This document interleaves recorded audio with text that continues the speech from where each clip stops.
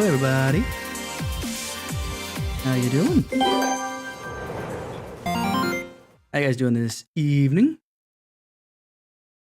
I got my snack cheeses and at least a little drink so we can get ourselves started. I'm going to hold off. I know I said I was going to start with the thing, but I also want to hold off a bit because I was going a bit back and forth on DM with the thing, and I want to make sure that everything is in there. Oh, well. Not much else I could do right there. But, so considering what we left off on, which was the implication that there's going to be some heavy stuff coming, let's be careful here. Actually, you want what? Let's even take it a step further. Well, let's get to the live stream first, because it's not going to show up there.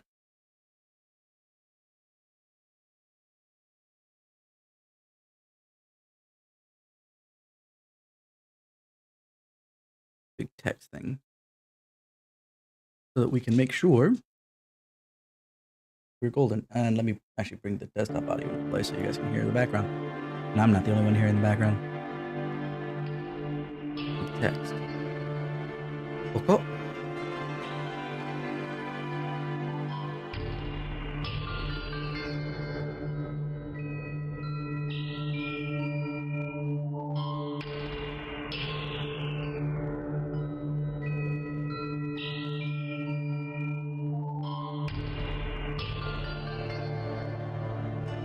What font should we go with? What do you guys think?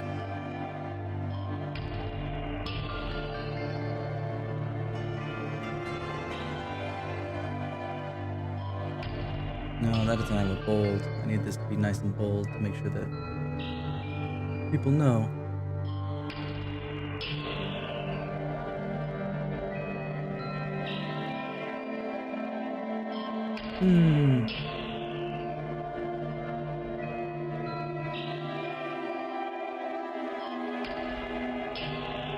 Want it to be.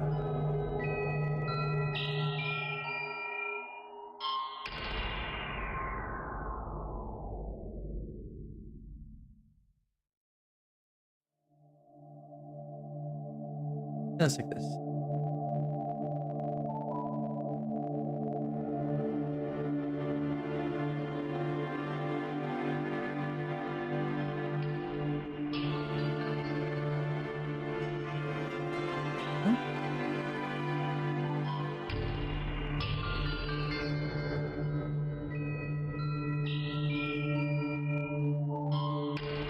Especially considering what we got last time.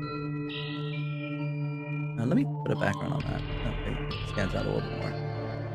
Right?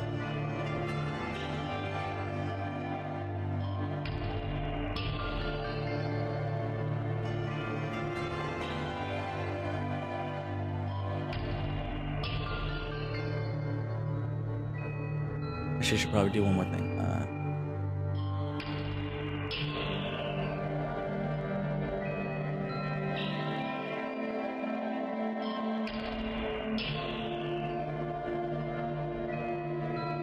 Center it.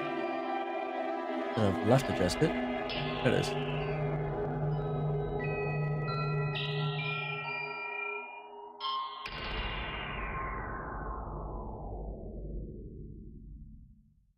Hey, how you doing, Cho? Considering I'm putting this up there at the top, I figure it's warranted considering what we landed on at the end of last night. I don't want somebody to walk in and all of a sudden they hear certain topics that we're about to go across. I mean, more topics than we've already kind of gone across. And then be like, what the fuck? So here we go.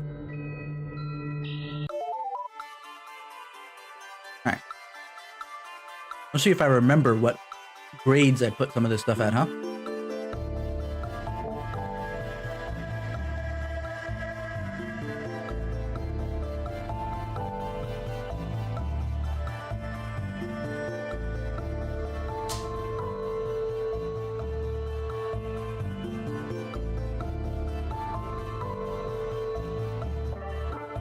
Alrighty, so let's start with here. Muteness can be heavy. Alright. Bad mindsets. Bad mindsets. Here we go. Your diary. I've been thinking a lot about how close my death must be now. Lately, I've been getting prone to fainting spells. It probably goes right along with my diminishing appetite. If the doctor from the past was right, I still got over a year left to live. Maybe more. He said it wasn't very likely to get bad enough to kill me until I was at least 18.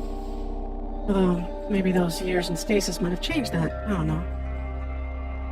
But if he was right, and if I haven't lost track of time, I'm 16 and a half right now. So, there's still a little while. I've been trying to hide the signs of sickness. Even if I could explain, I know full well nobody would believe me. So far hiding it has mostly been working, although I did have one of my fainting spells while my husband was on top of me. He wasn't angry at me, though. I don't think he cared. I know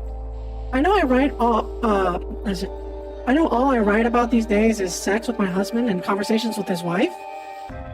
The Kim family would be proud, I guess. But those two things are really all that's worthwhile in life. I have other responsibilities, of course. They're just not that interesting. And that's about it. Anyway, the Queen has continued to be nice to me, and she finally figured it out while we were having tea together one afternoon. He was talking about nothing in particular, and she asked me some question that I just shrugged to. I hope you do not take this the wrong way, she then said, but there is something I would like to ask you. I nodded. I don't think I've ever heard your voice before. I nodded again. Why don't you ever speak to me? Are you just saving that for the Emperor?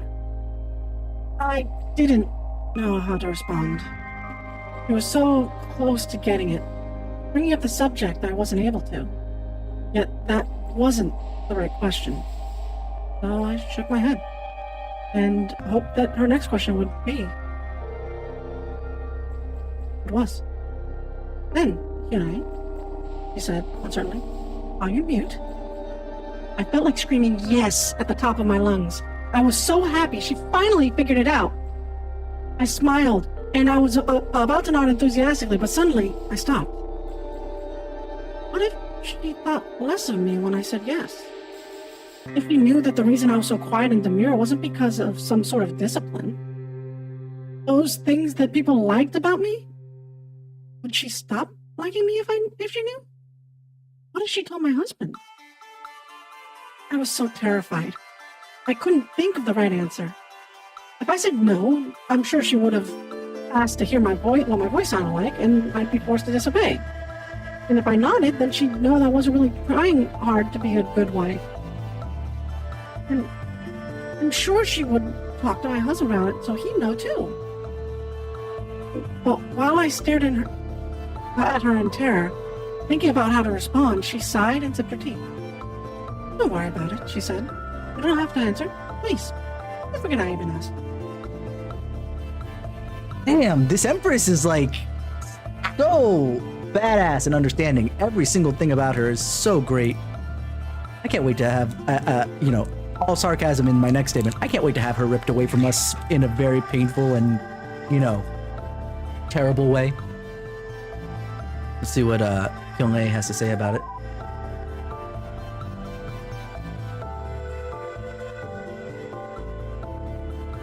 No, nobody ever noticed that until her. Nobody cared. Nobody ever thought any of it. Or even cared enough about me to find out. But she did care. Yeah, she paid attention. It was great. And yet. Alright. Arguing with the Emperor's next. Okay, let me finish this cheese stick before I start reading this one.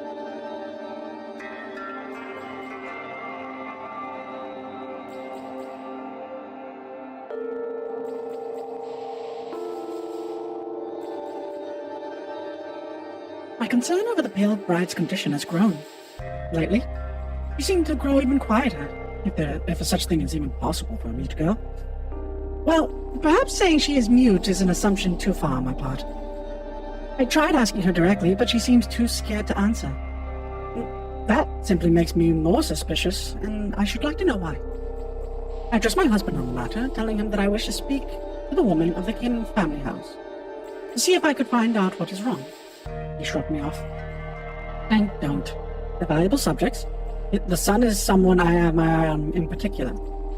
The politics of the situation are far too delicate for you to be meddling with. I cleared my throat.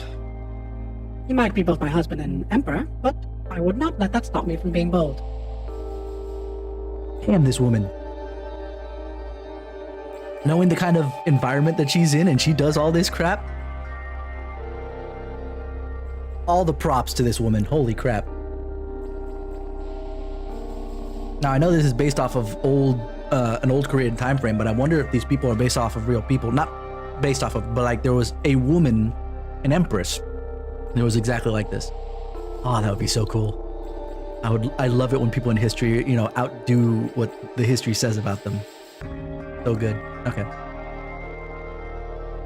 My dear husband, I don't care, I said flatly. I am worried about the girl, and I believe talking to her mother might shed some light on the matter. The son is of no concern to me. I don't see why it matters. She's the perfect woman. Why? Are you jealous? He said, rolling his eyes at me. A gesture that he's only been able to use on me and his servants ever since becoming emperor. Nobody had the patience for it when he was a child, and I don't have it now, either. You know, dearest, do you believe that the well-being of your wife is a political matter? Or even an external matter? I asked. He didn't. Or would you say that it's a domestic matter? I asked. He reluctantly agreed. Then, as a domestic matter, it is the responsibility of the woman of the house, is it not? Please, tell me. You are obviously more well-read in the classics than I said, both of us knowing that he wasn't. Oh, I love it.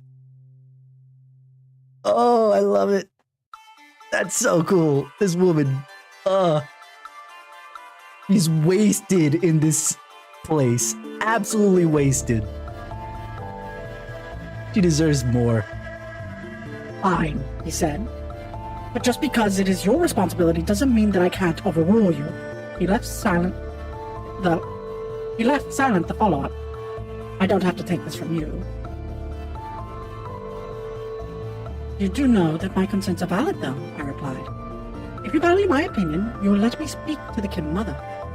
There was a pause, and then he raised his hand in annoyance. Very well, do it. It's women's business. I don't want part in it, regardless. And he just shook his head. Why must all our conversations be arguments? I smiled to him and left. He already knows the answer.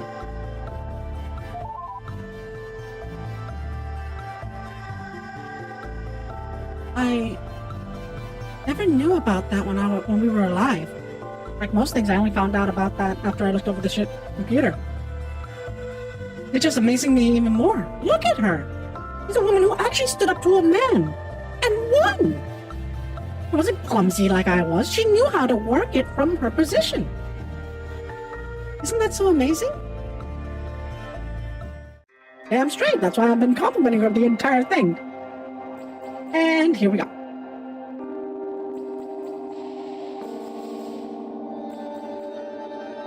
Dear diary, you always forget how terrible it is to cry yourself to sleep until it happens.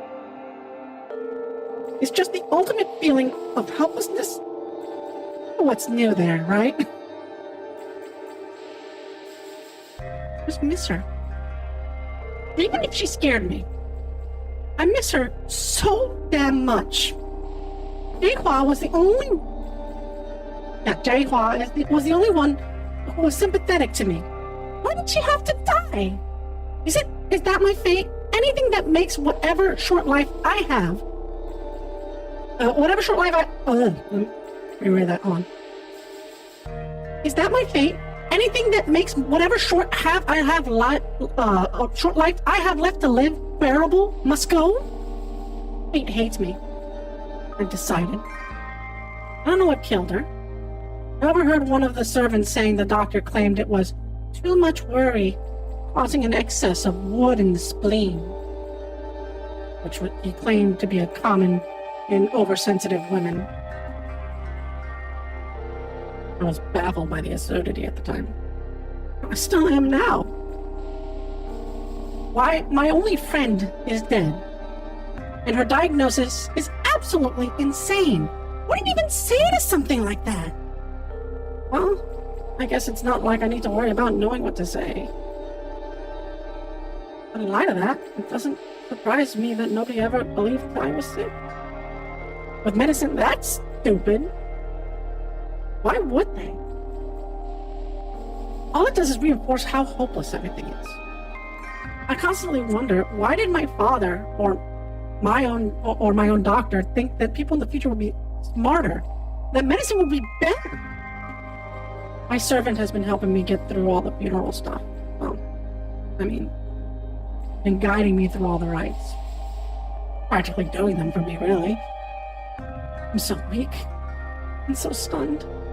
I don't even know how I've been getting out of bed. I couldn't describe any of the ceremony. It's all blur. There's been lots of black dress, I suppose. That's my only impression. And crying. Lots of crying. From me.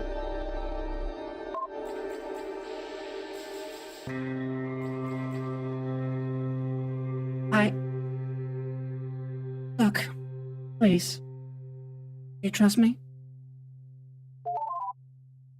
Please, understand my position at the time. My world was so small. I just lost my only friend. And for point of reference, was only about 16 years old. Very, very emotional at the time, right?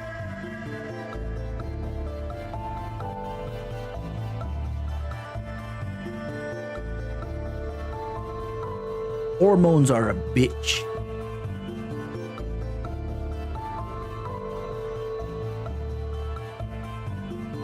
And then, well, I'll give you my last two diary entries. They have the whole story. Just, please, don't judge me while you read them. Please.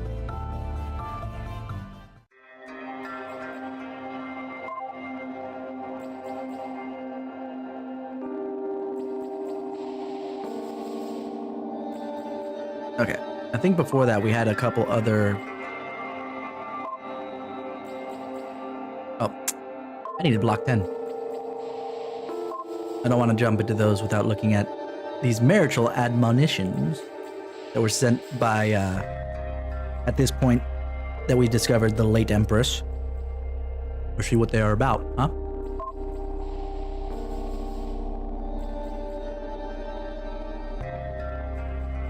To the woman who will marry my husband. As you are doubtlessly aware, it is tradition for a noble man's mother to write poetic admonitions to be sent to the bride-to-be before she enters the family, explaining the circumstances and proffering advice to her. Sadly, your mother-in-law has long since departed, leaving the responsibility in my hands. I never had any such letters sent to me, for reasons I'll explain soon enough. I've furthermore studied verse only enough to know that I am unable to write it well. So I hope you do not think less of me, young pale bride, for addressing these letters in plain speech instead. Rather, pay attention to my words over my form, and please do not be hasty in erasing these letters after reading, for your own sake. I do hope you find the advice and knowledge I will impart on you useful. I never read her letters at the time. I couldn't. I know she read them to me eventually, but I was numb to that sort of talk at that point. Now they're just hard for me to read.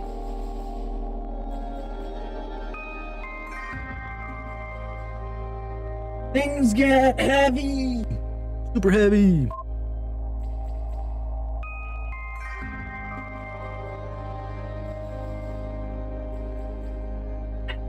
To the woman who will marry my husband. As you are no doubt aware, the Ryu family has an extremely long and proud history. Every man to hold the title of captain and emperor has always been of our house, and you are here to make sure that continues for another generation. name goes all the way back to the ancient times. Mythology speaks of a Captain Ryu who had control of even the ship's movement through the stars themselves. Whoa, whoa, whoa, whoa. Are you telling me that even though the title is Captain and Emperor, the current Emperor can't even steer the frickin' ship? What? Okay. Like they don't know where they're going is one thing, but they can't even steer it to begin with? Such things remain far removed from everyday life, but it is important to understand the significance of the house, and of the title that your first son will eventually come to inherit. The woman who will marry my husband. It is an obvious matter that I do have the same family name as my husband. The official story, if you are not already heard it, is that we are cousins, making our marriage improper and less than ideal, but somewhat acceptable given the circumstances. At the time, there was no noble daughters who had not already been promised or given away in marriage, and obviously a girl of any lesser upbringing could not possibly be suitable as queen. Hence, cousins would simply have to do. You know how absolutely common that was in royalty way back in the day? And by way back in the day, obviously I mean like Middle Ages and whatnot, even in the West. You know?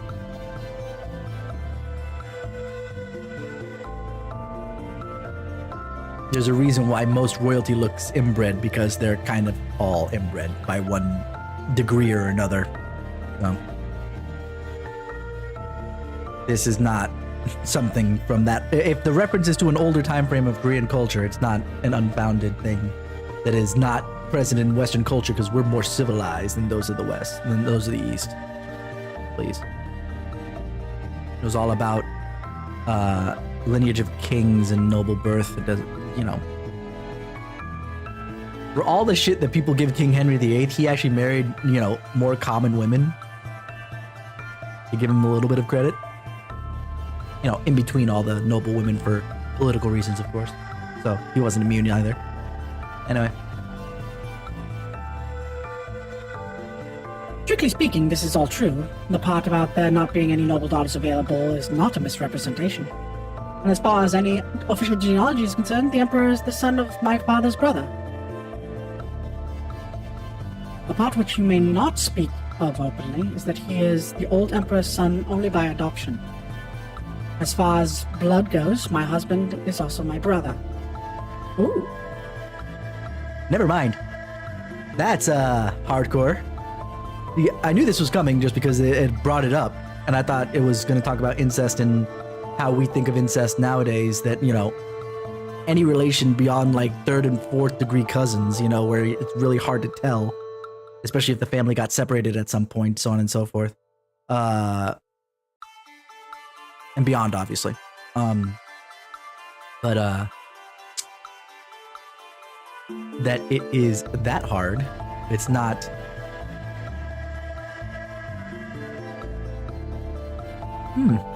Well, okay. Let's continue on. Hence the that way, trigger warning. Because we're getting to some stuff that is gonna get real fucked up. As if we hadn't already to start.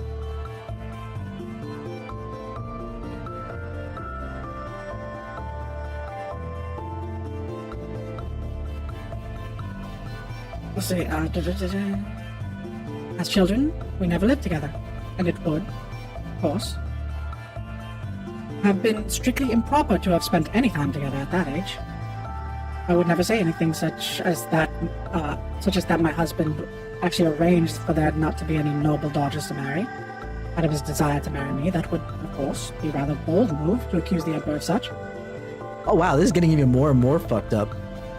Like, it's already bad enough. Like, okay, tradition says that you need to marry somebody of good standing and this, that, the other. That the only thing available to you is your cousin, who is not your cousin because the previous emperor had to adopt his son, couldn't actually give birth to one, or his wife or wives, who knows, couldn't actually give birth to one. So it's not an actual cousin, it's actually literal siblings. So as first degree as you can get, Not only that, just because of tradition, but the brother basically made it so that was possible. The brother made it so it was possible that basically it was impossible for him to have any other bride but his own sister. The fuck is wrong with you? Like, okay, that you put yourself into the hole that got you to marry your own sister, fine. But I'm fairly certain, knowing how smart Jaehua was, that statement that she says right there, I would never say anything against, such as that my husband actually arranged for there to be no noble daughters to marry out of his desire to marry me, as that would, of course, be rather bold move to accuse the emperor of such. That's like the equivalent of, that man did all these such things, allegedly. Just so you cover your ass to make sure you're not in trouble. But you said it because you believe it, or in her case, know it to be true. But you can't say anything until either it comes out in public, in this case, or in the case of my my setup that's more from the American system, until it's proven in a court of law. Until that point, it's always allegedly, or else you'll be attacked for. You could be sued for slander and all that jazz. Anyway. Okay. But you may wish to consider what the implications might be if such a thing truly did happen. I leave it to you to decide whether or not such a thing is possible. All I will say is that despite our marriage being one of necessity, my husband has always been very fond of me. My only question is, why is she bringing this up, considering that it's one of those things that no one needs to know, and if she doesn't know, then she can't spill the beans, right? So why is she relating this to the Pale Bride?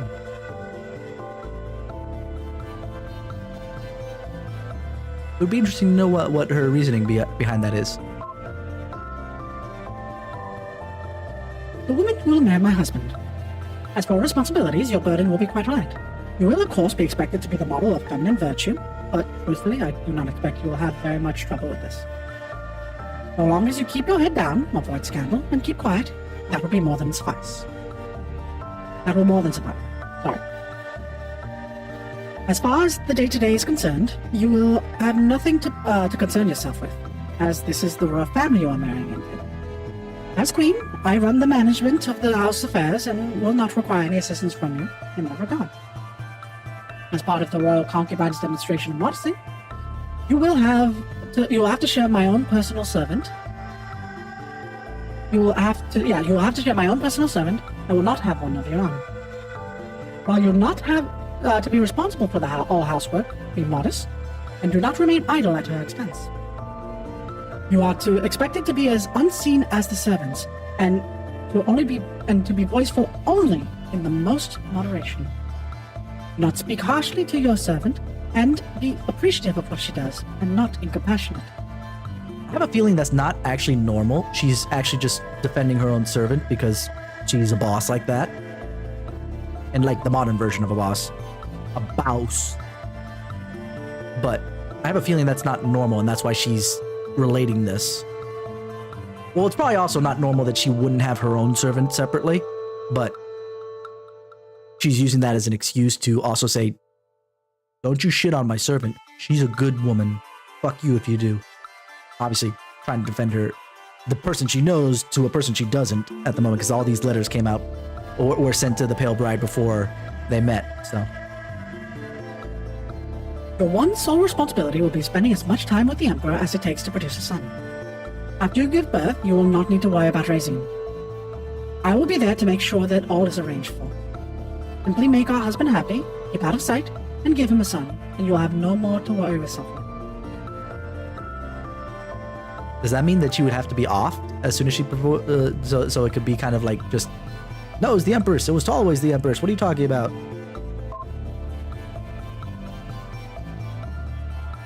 To the woman who will marry my husband.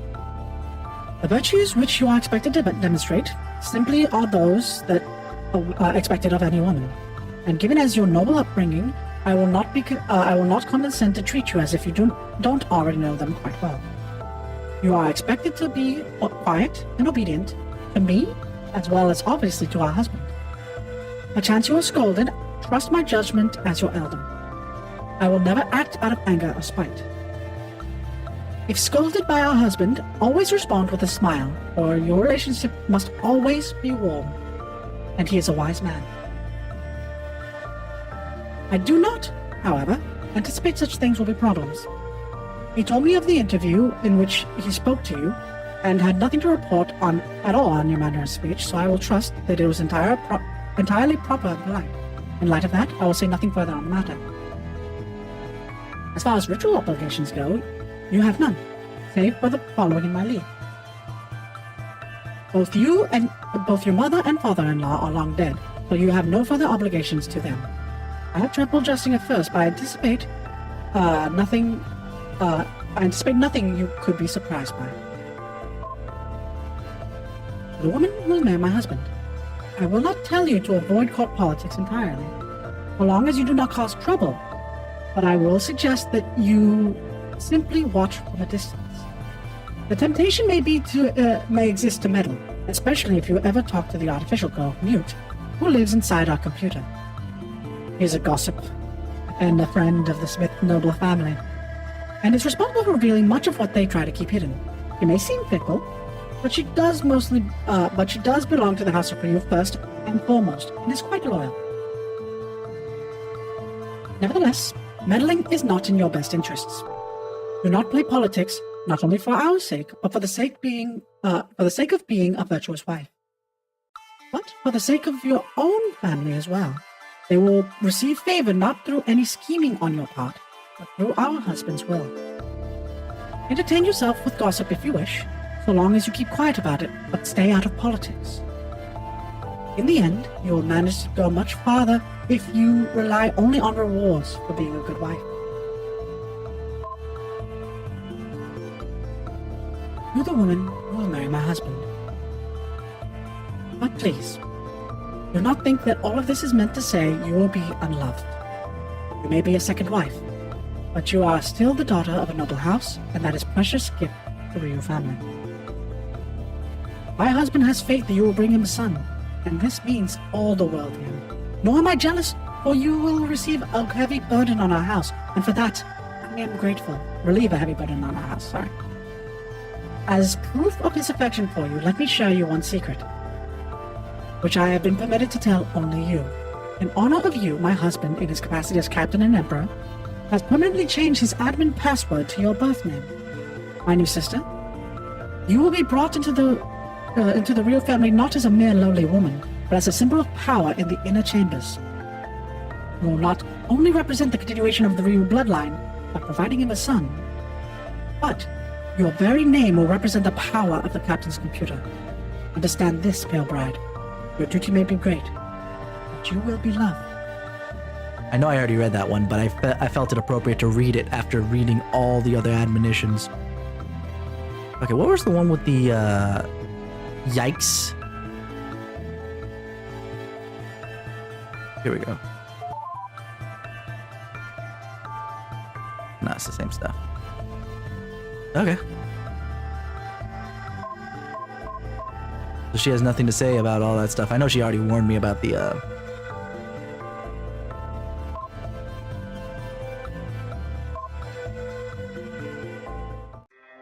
Alright. Oh.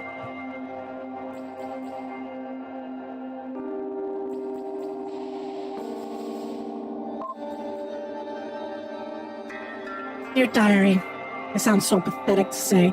I've tried rewriting this 1,000,000 times just to make it sound less pathetic for me. I simply cannot.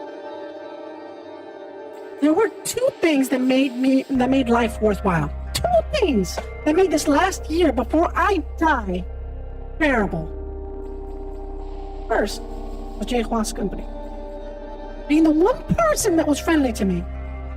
The second is sharing a bed with my husband. For the past few months, that's what I've been saving all my energy for. The brief, precious half hour every few nights where I feel fulfilled, if only for in the most literal sense. It is the most lovely feeling, and I'll never get to feel it again. Two things making my last year of life worth living on forever. Past few nights, I've been trying to get the Emperor's attention in that way, pleading silently for his affection, with no luck. On the 4th, the 5th day, he finally took me aside and said, painful annoyance in his voice, "Enough! Stop that! It is completely inappropriate. You're supposed to be in mourning. Show some damn chastity, or do you have no respect for my wife and your queen at all?" he snapped. I looked confused. He just pictured me. I cried. He sighed, helped me tightly, and spoken to himself. Later that day, my servant came to my room with good news. I was to go visit my family for a couple months, while the house is in mourning for Jay Hua. Couldn't argue, of course, even if I was able. Was sent back to hell. I was dressed in the usual veil, so nobody would see my face, as I was escorted back to the mansion, to the Kitten house in the middle of the night. Mother and father were there, briefly, to greet me, and in spite of how I felt about them, I put on my bravest smile and bowed, and nodded politely to their questions about how I was doing.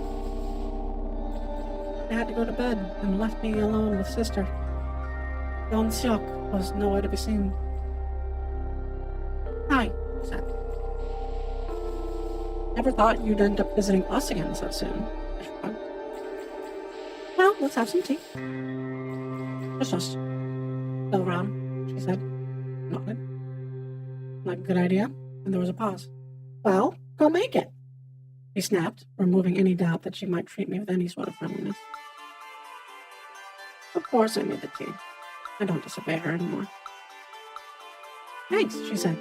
"So young Seok is out, attending to official business at the moment. But you should avoid him. He's still angry at you because father-in-law finds you more important to the family than his own son." "Do you blame him?" I had no idea what she was talking about. You just continue. "So you really shouldn't talk to him. Oh, and I guess you really can't do that, can you?" You know what I mean. Yes. Knew exactly what she meant.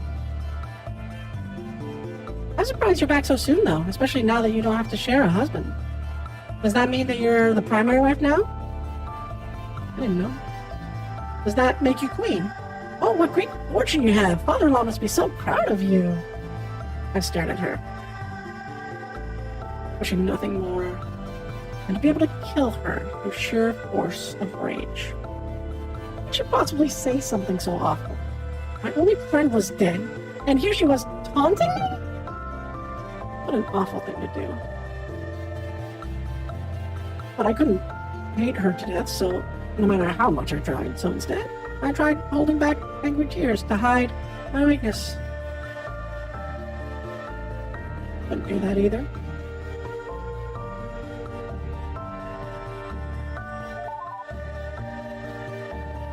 Just peace. Keep reading.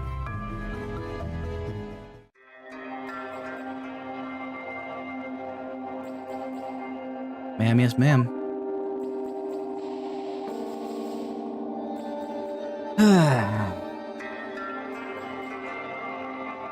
Okay, we read this one specifically with mute, and I don't care to read it again. Especially with, drunk adoptive dad coming in.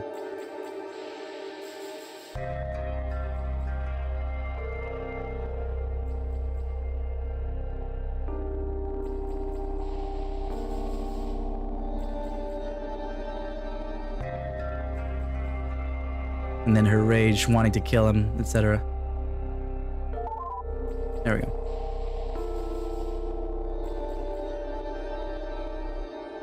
Well, there you are then. Now you know. Yeah. I did do what she said I did. I'm not going to lie. I really wish you'd never met her. I wish she never said anything to you. I just thought it was so nice the way things were with us before. Things started out so well. I cheered for the first time in my life since I was a child. Talking about actual romantic things together. Having fun with cosplay. And just so you know, having someone there to talk to. Someone who wasn't interested in shutting me up. Now, please. You've read my diary. You have to know it's not... You have to understand, right? Even if you think what I did was wrong, look, I've never been dishonest with you. Fine, I lied about being an AI, but I told you the truth. I could have deceived you, but I didn't. Please, you still trust me, right? I never really lied to you. Not seriously. You don't have to think what I did was acceptable, but please tell me you trust me. I mean, assuming that you are actually the Pale Bride, which is the only point of contention here, then yeah, I mean, look at all the shit you had to go through. Okay, I saw what the shorthand was. You do? Really? My word. I mean, of course. I'm so sorry. I should have had faith in you. I really should have. I'm really bad at this. Thank you. Thank you so much. I can't believe I doubted you for a second. Look, that means a lot to me. It means so much. I mean, I'm sure what I did wasn't right. I know. I'm sure you don't think that I was. It's just, I want you to understand, all right? For someone I'm in love... I read it. It was short enough. For someone as good to me as you've been, I want you to at least... Please understand. You don't have to forgive me. Just hear me out.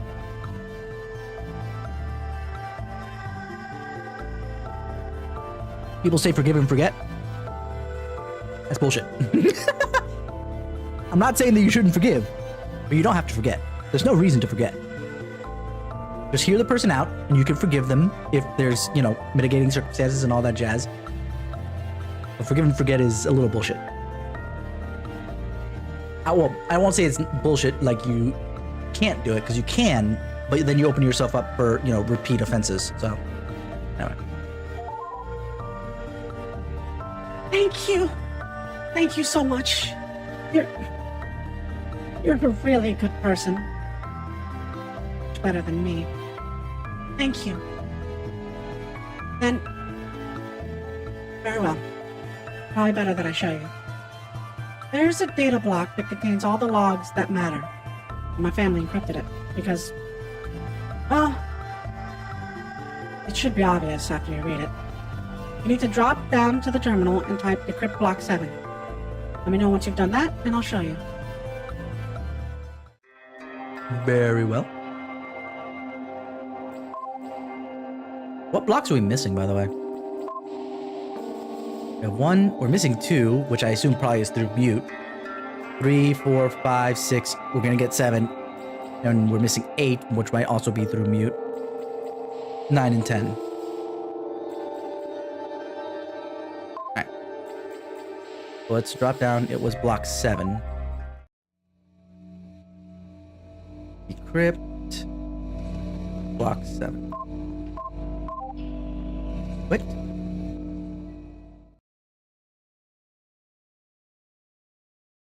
Very well. These are really hard for me to read. I haven't seen mine since I wrote it. And I haven't seen my family's ever. Well, think I found. Here, I added some. Just please read them. If you want to know the whole story, those entries will explain. Oh, We're starting strong with this shit with the Nightmarish Bride. Oh dear. And I really don't like the fact that there's no music anymore. All right.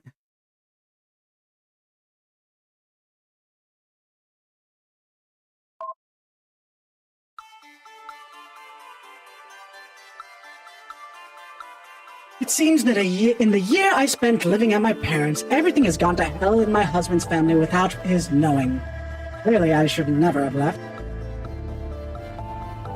He has an idea, but he doesn't understand just how bad things have gotten.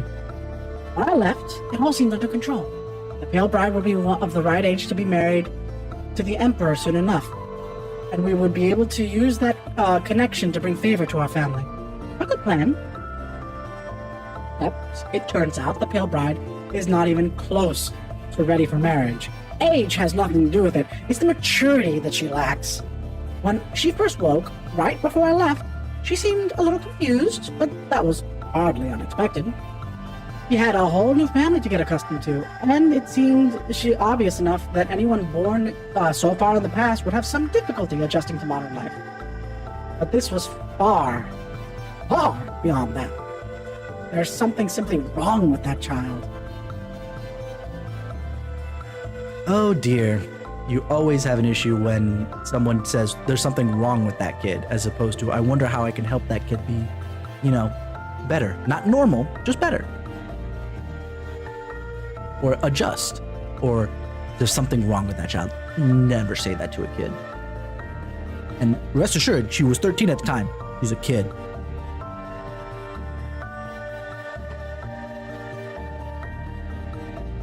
When I got back, the first thing Young Suk's wife did was tell me all about how sorry she was for not being able to control the child.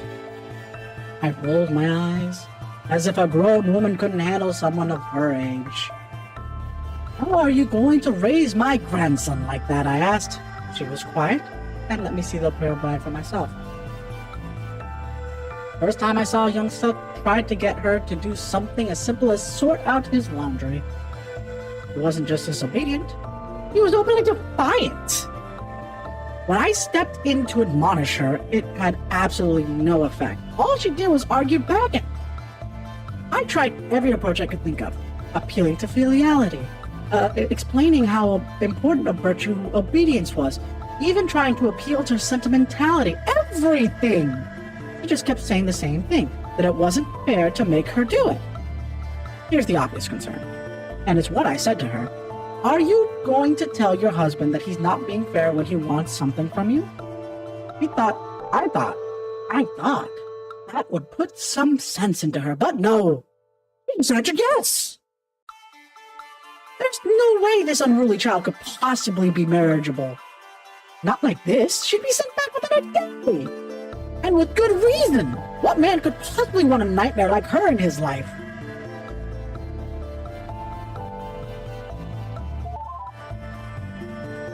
Mother.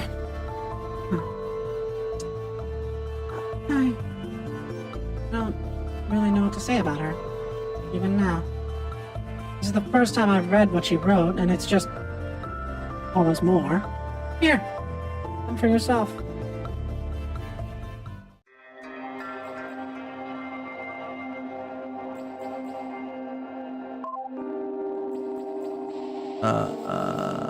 Okay, she probably popped up a couple more things that we didn't have before.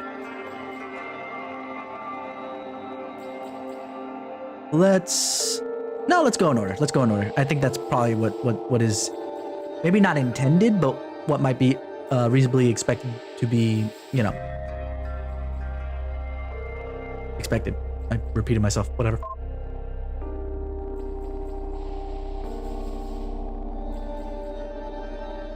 Dear Diary, the good news is, health-wise, I seem to be doing much better this month.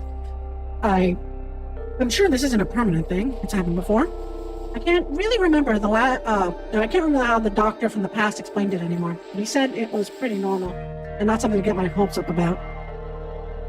Still, some days this month I actually had enough energy to want to move around. Not that I could move around, of course. Can't leave the house. A good girl shouldn't, is what everyone keeps saying. I have the energy to, at least, and that's something. The big news is that the woman who's supposed to be my adopted mother came back. I didn't really see her much before she left. I might as well have been meeting a new person. I wish I could say I had high hopes for her. That I had thought that maybe she'd be fine. Happy lie, though. I knew she'd be as bad as the rest the moment I saw her. And she was, of course she was. She's even worse than sister-in-law. She gives these awful lectures. I can't even describe them. They're horrible. No, they're that horrible. She's that horrible.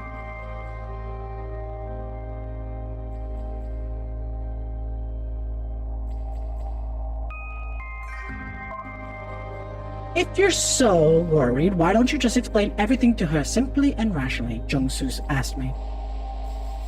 My response was obvious. She's a woman. We're not particularly rational. He said, you know what I mean. I could hardly do it, but coming from a woman, perhaps she will understand that it's all for her own good. Maybe, I said, doubting it. But I tried anyway. She took her time arriving after I summoned her to my room. Can we speak? I asked her, trying to keep my voice calm. She glared, then snapped, fine. I asked her to sit down, but she refused. Look, I said, trying to speak to her as an equal. I still didn't think my husband was right, but it was worth trying. I've been told you'd rather be called Hyung-ae. Is that right? She said, yes, bitterly, not giving much to go off of. That's a very pretty name, I said. Thanks, she said, but her voice was still unfriendly. My parents gave it to me.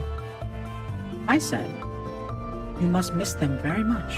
He nodded. I don't understand, Hyun-ae. Were you so difficult with them too?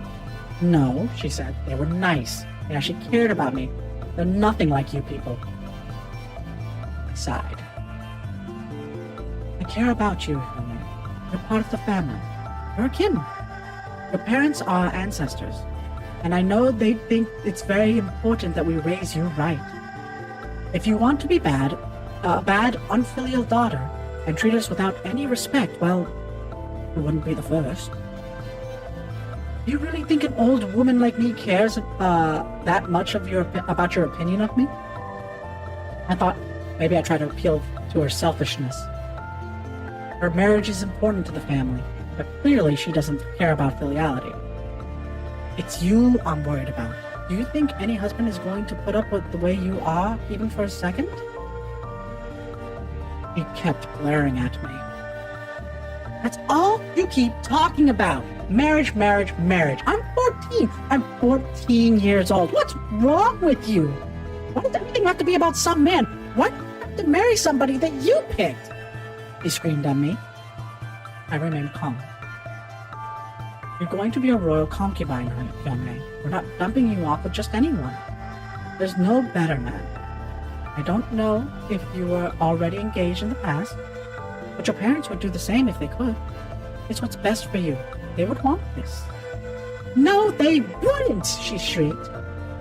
They wanted me to grow up. They wanted me to be an independent woman. That's what Mom and Dad thought was important. I don't want to be a concubine. I don't care about marriage. An independent woman? They wanted you to be a whore? I asked, my patience running as thin as anybody's would be. I didn't believe for a second that my husband's ancestors were the monsters she was making them out to be. And I was absolutely sick of this. Get out. I snapped at her. Just get out.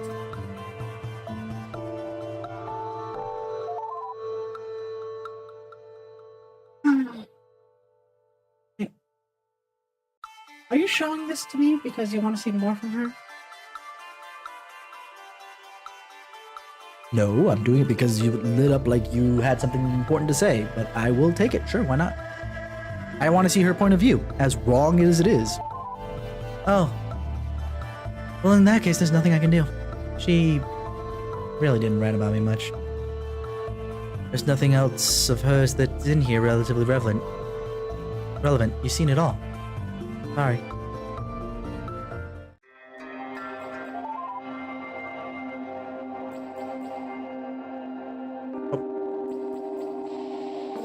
There was one big fight I had with her.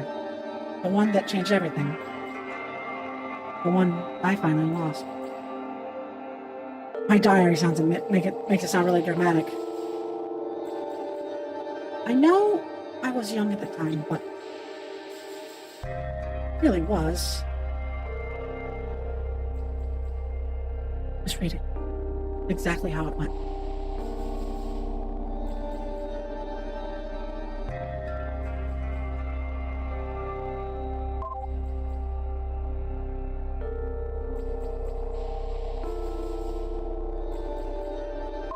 Got a diary entry? Where is it? Hold on.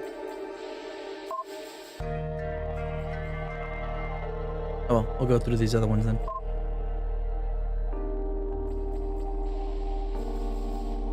My mother-in-law has relieved me of any responsibility for looking after the pale bride. Matter of pride, I feel bad that the simple child is too much for me to handle. But I am certainly glad she's not my problem anymore. Now I can put my undivided attention back where it belongs, onto my husband and his ambition. Tell me though, Mother, because I know we didn't always get along that well. I was never that bad, was I? Oh, we were both happy when I moved out. Well, perhaps I wasn't happy right away, but I was more scared. But I'm sure you were relieved to have some space. Well, you would have never given up on me, right? I was never that bad, was I? Don't I worry. My husband seems content to take his time to have children, which is a decision I can certainly live with, but what about when we do? What if we have a daughter? Will I fail with her too? I've been telling myself that it's not me, it's her. She's a particularly unruly child, and it's not ordinarily that bad. It's not, right? Please tell me I have nothing to worry about. Please?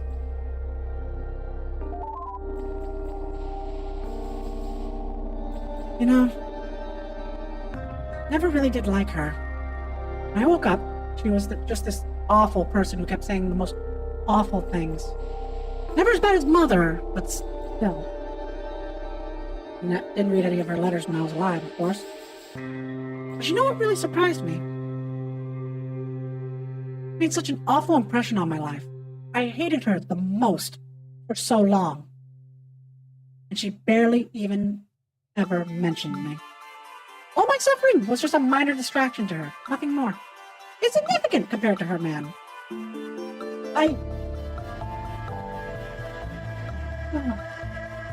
There's one more from her. I think you should read it. I don't know how I feel about it. I don't know how to feel about her. There's just one thing that I kept thinking, though. One thing. I have no idea what her name was.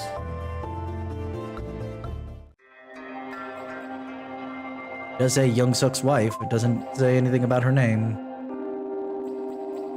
There she is at the bottom. But we'll get to that. Let's go to the heavy stuff before her reaction to the heavy stuff. Dear Diary, everything managed to spiral out of control so quickly today. I wasn't planning on it happening this way. But here's the point where I make my stand, I guess. It sounds dramatic, but I won't just let them marry me off to some stranger. I won't. I won't let them. Just before dinner yesterday, Mother told me that I had to go to an interview with some man. The Emperor, I guess. For all I care. The way she put it was, I'd get a chance to see that he's a man that you could fall in love with, or something stupid like that. As if, I said in response, and spent the rest of the evening thinking about what I could do to possibly make it clear that I wouldn't let them do this. Morning, after breakfast, your-in-law showed up in my room. Good morning, she said. Today's a big day for you, isn't it? Mother-in-law wanted me to help you get ready, dressed up and all made up. You'll want to make a good first impression after all. I glared at her and summoned up all my courage. No, I said. What? Yeah? No, I'm not going. She left. The mother herself came in. That was it. For myself. This was the big moment. I'm not going, I said. Before she could say anything. I'm not going to get dressed up. I'm not going to meet him. And I'm definitely not going to get married, I shouted. For a moment, she said nothing and didn't move.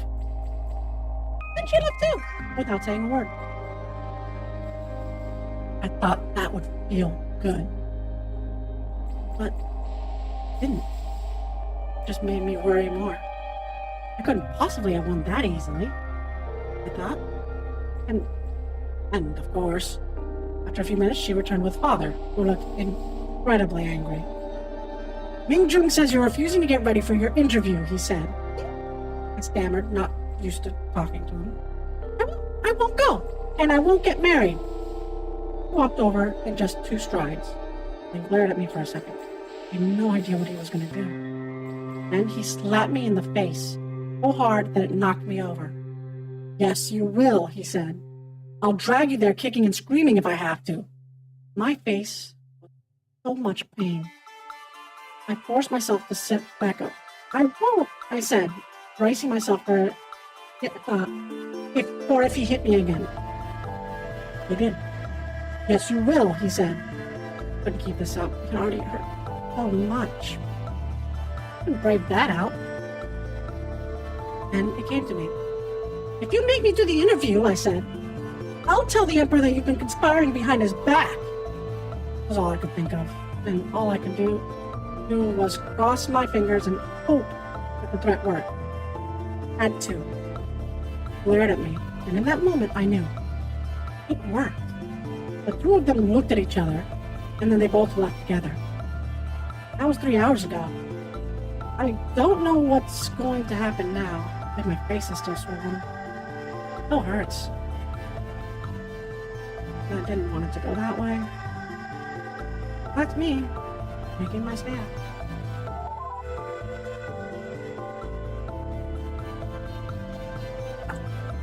I'll get to that. But for now, please get everything else first.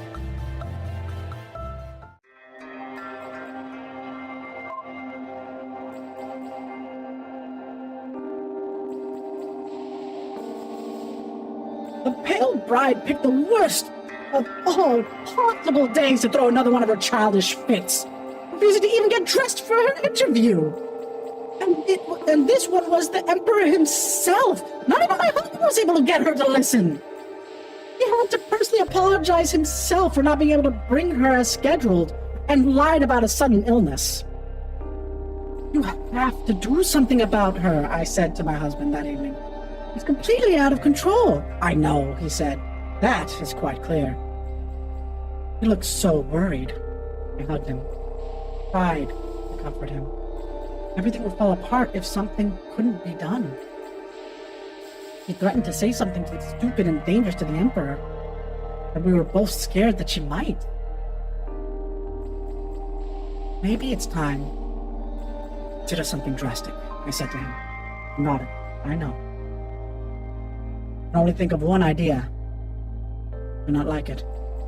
I would rather not. Even hitting her was far worse than I would have wanted. He explained his idea to me. I agreed that it was terrible, and I didn't like it either.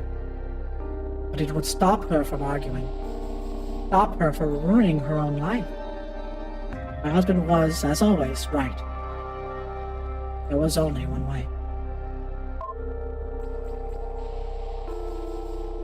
Recently, the pale bride's temperament has improved immensely. It isn't simply that now she's quiet. It's that she's actually respectful and calmer. And he was actually quite charmed with her.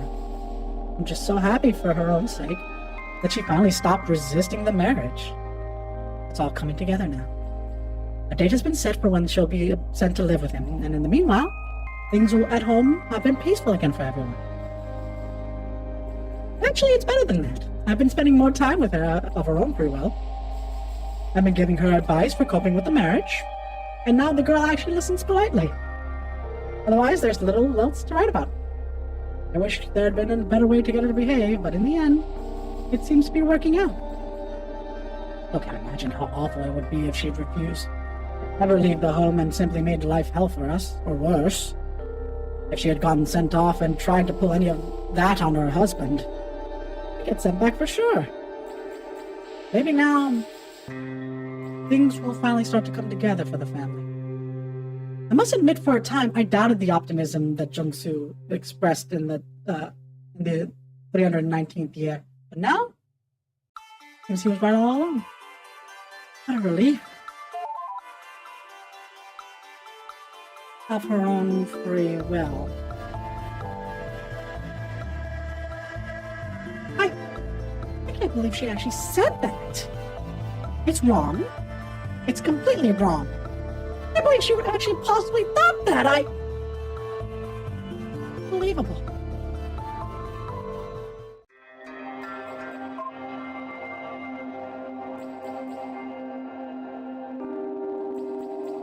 Dearest mother, today the pale bride finally left home. Lived with her new husband. She isn't the primary wife. There was no fanfare or ceremony for the departure herself. So instead, last night, we had a big feast to commemorate. We know that I said bad things about her before, but it's not just that I was happy to see her gone. She's been better since mother and father-in-law managed to get her to keep quiet. Thought of it still leaves me really uncomfortable. She was always just a confused child. I hate the fact that my family considers her so important and neglects my husband, and I certainly hate her for not appreciating the status and fighting it. But the fact that she doesn't understand the world, I feel for that. Not like I can't, not like I always understand myself. Regardless, it went very well. The big feast was my idea, and she was happy to help with the cooking. Earlier, she spent the afternoon getting ready the dress she was going to wear when she arrived with mother-in-law, and she seemed rather anxious about it. While we cooked, I opened the wine early and poured it for her. I think she needed it. I told her the same story I told you a while ago about how I was scared when I first moved in. It seems as though it was a lifetime ago, yet despite all the strangeness, I have grown so accustomed to it. I'll eventually grow to love him, I promised her, just as you promised me all those years ago. I appreciate how good you have it.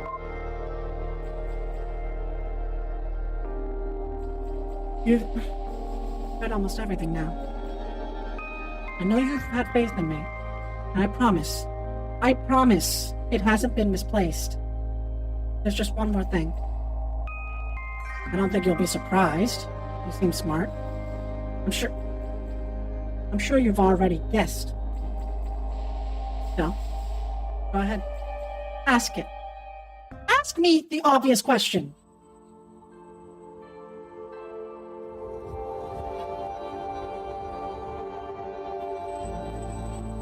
How can I? I can't type anything to you.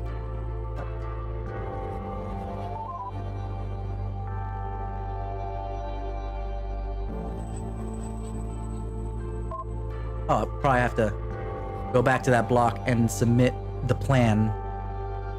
Yeah, drastic measures.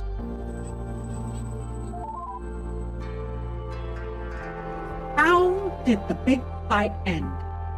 That's what you're asking, right? Or maybe you're asking, how did it change everything? How was that the important thing? The most important thing? Maybe you want to know how bad it could have been, that it made me think the whole family deserved to die. Well, if you haven't already guessed, here. My last diary entry. I just can't get myself. I can't bring myself to... Even now. Please just read it.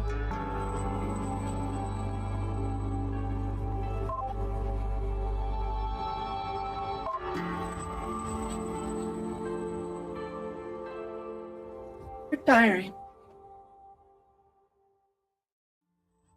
Where everything went wrong. Where I thought I was going to win with my adopted parents. Well, I didn't. I lost. Making my stand. I wrote just hours before it happened. Yeah, right. When I got called into the kitchen, they were both there. On one of the stove burners there was a knife.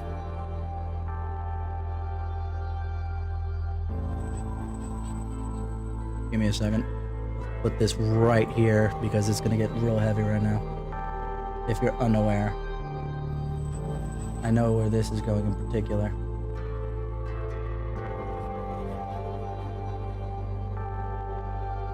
I had thought it was a bit odd, but I didn't care. Father stared at me and said, "The fighting needs end now." He was so sure of himself. Of course he was. He had every right to be. But I stubbornly stood my ground. I said no. "I do not want to hurt you," he lied. Just promised to be less argumentative and this can end peacefully. I just had to fight back. I just had to say no. I just had to remind him I wasn't joking. I really will tell the Emperor that you hurt me and that you plotted against him. No, he said. No, won't. He motioned at Mother and said, "Bring her over." He grabbed me and tried to dig. I tried to dig my feet in. And Father pinned me against the wall with his whole body. I kicked and screamed, desperately trying to get free, but it was no use. He was big. I was a small, sick, and weak, and frail. And he grabbed the knife from the stove.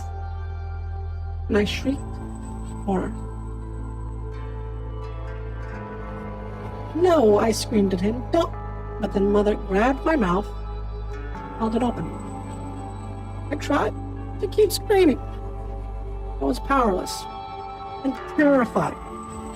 When he raised the knife toward me, I thought he was going to kill me. It was worse. The next thing I knew, I could taste disgusting flesh as he stuck his fingers in my mouth and pulled. "I'm sorry," Mother said.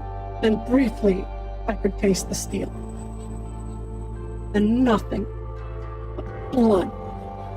All I could taste was so much blood. Nothing but blood. They finally both let go of me, and I collapsed onto the floor. Why? I wanted to say, but I couldn't. I blacked out from the pain after that. Just before I did, I could swear I heard Father say, "You will not ever argue with any man again."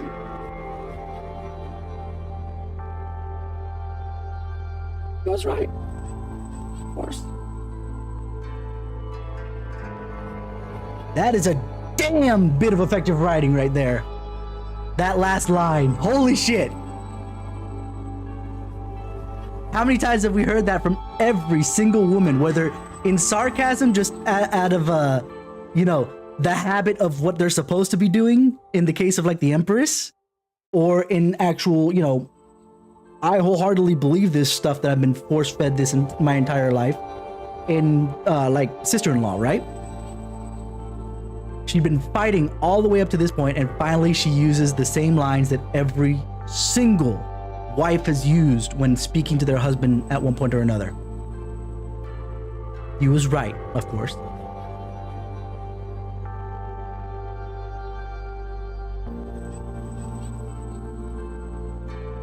But if I could interject something, cutting one's tongue does not make you mute. You just can't form words anymore. Just saying. But not that people would be able to understand you if you tried to talk without your tongue, so there's that.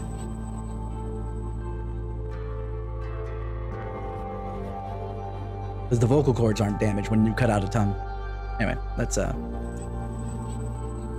Hyung-ae finish up that shit. Ugh.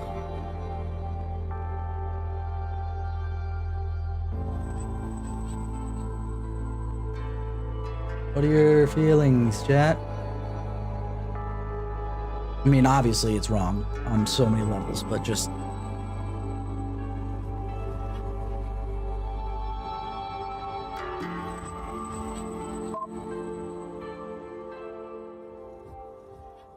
That's why. That's why I gave up. That's why I wanted to kill them. Not much. That's... Sorry. It's just really hard to talk about. It's just...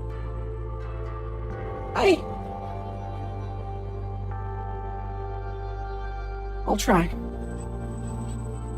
I'm sorry. Told you it'd make sense, right? There was a good reason. Please, tell me you don't think I've let you down. Please. Please, they cut out your tongue. It doesn't matter how patriarchal a society you are. Fuck that shit. You would harm another human being directly like that. Fuck you.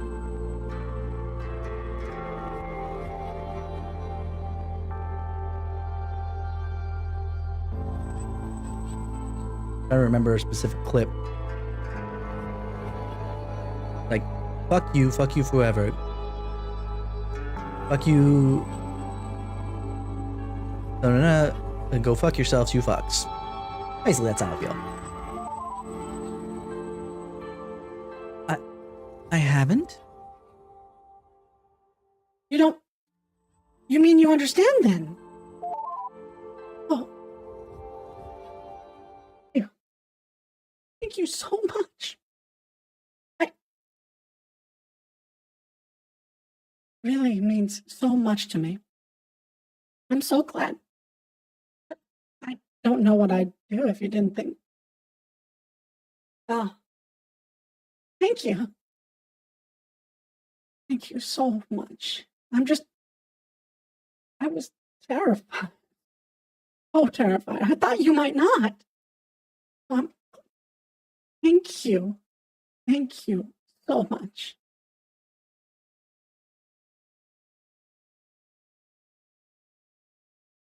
I don't think we have anything else, right?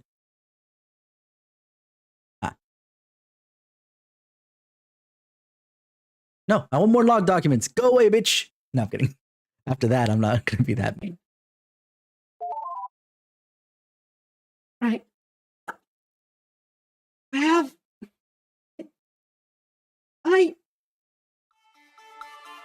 I have really strong feelings about... Whoa! Slow down! I want to see what she says! I hate that! Can we just have it, like, interrupting instead of... I have really strong feelings about... It's not like I'm performing hard when I get in. I can see you really good answer. And then mission. Okay. Please, I'm in love with you! This is really weird, though. And granted, she's been by herself for so very, very, very long. But it goes from, I'm not gonna marry, you know, just anyone. I want to live my life and all this other jazz, to this guy who's been here for, maybe a day or two at most, looking through all these logs. Realistically, probably close to only a day. And then she admits that she loves me outright. Contradicting message, but feels a little weird. That she really cares about me because I actually gave her the time of day and, you know, treated her like a decent freaking human being. Fine. That she's in love with me? Let's slow down a little bit after she was arguing so much about not getting married before, huh? I finally said it. This is so embarrassing. I know, it's, that's feeling really silly, right? I mean, please, after you know that, I know what you're thinking, right? You're thinking this ridiculous.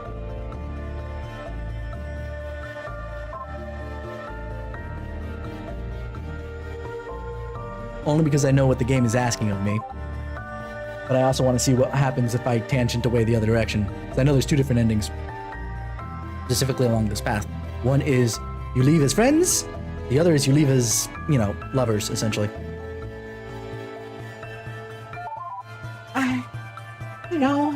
I know. But I can't help it. I really do feel that way about you. I'm... Love. When I talk to you, it's just... You understand me. You've heard my whole life story. You've heard about the bad things that I've done. And you don't hate me. Okay, a little bit of a stretch to go with, you know, because again, the only thing that I give you credence for is the fact that you were very young, at most 16 years old, so killing the entirety of the ship of people to kill just one family seems a little bit of overkill, and maybe let's just come to an understanding and not go dating. But to say I don't hate you, I don't. You're right, I don't hate you. But that doesn't mean that I like you. I just understand you. There's a difference. Either way. And not to say that she's not cute. She's adorable, and I love her design and all this other jazz. It's just context. That's just feels so wonderful. I guess it's a little silly, given how short it's been. At least they freaking admit it. Holy crap, okay. But you know me better now than anyone's ever known me my entire life. I just think we wouldn't have gotten this far if there wasn't something special between us. I know. It's a lot to spring on someone just like that. And I don't know if you're even a man or the sort of woman who wouldn't have a problem with that. Still unmarried. But if you are, I think we might have a chance together. Even just a chance. I will say this. For all that I said leading up to this point right here, as far as like, whoa, slow it down, that's not a bad thing. Is there a chance, other than the fact that it's an AI and a human, we're assuming that it's human, that the character we're playing is human. Yeah, she was human at a time, but she's not human currently. And yes, all that stuff and all the murder and whole 9 yards, the understanding that I have, fine. I could not, in good conscience, reply to her love right now. She says, I love you, and I would be like, okay, hold on. I said I understand where you're coming from, and what they did to you was a piece of shit, but that doesn't mean that I'm very comfortable with the fact that you killed the entire ship, nor does it mean that, you know, I love you right back. But if the question is more, is there a chance that, you know, love, a relationship, whatever else you want to look for, is blooming out of this part? Like it starts here and then we go further? There is a chance. I'm not going to guarantee anything, but there could be a chance. So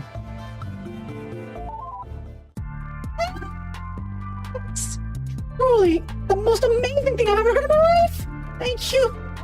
Thank you so much. I've been sort of thinking about this for a while now, but a little embarrassing, I know.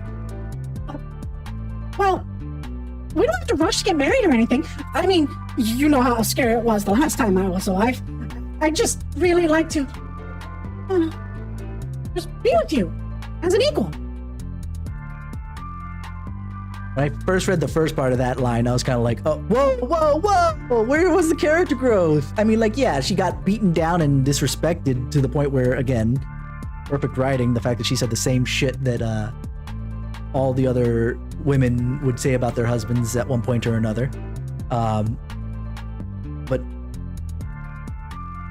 I'm reminded of Alma.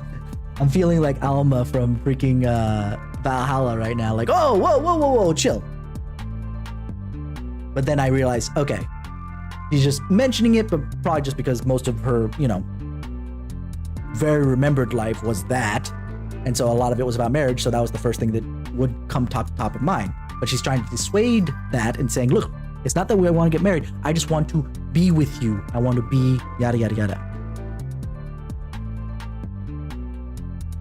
Does that sound right to you? Wonderful. Oh, I really do. I really do love you. It's funny, isn't it? I know almost nothing about you. I have no idea what you look like. No idea how you talk. I have no idea what's supposed to even be the most important thing about a person, if you're a man or a woman. I have no idea how old you are, although I suppose you must be much younger. Or maybe older, depending on how you look at it. Nor do I have any idea where you're from, or even your name. But I know that you take me seriously, that you understand me, and that you don't treat me as something less just for being a woman.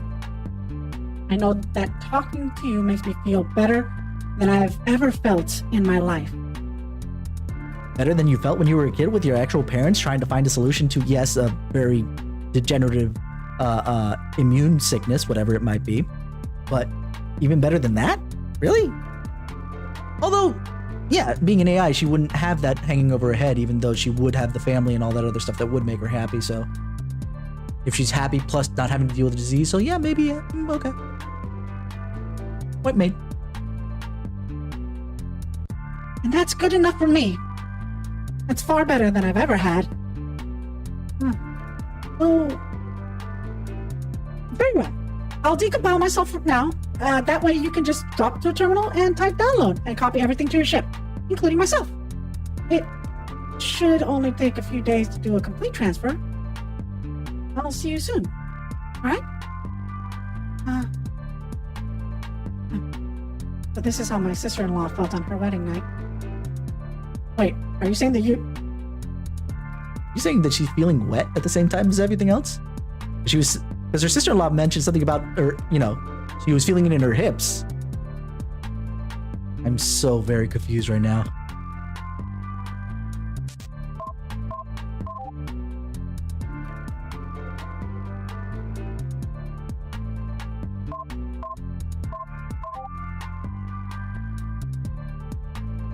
Three days to transfer. 4 days, give or take. I only wasted a couple hours, and now we have a 4-day thing. And hopefully Hyone is the first thing to get transferred over. Remember the other bit? Where it was an empty screen? Now we have Hyone. So huzzah.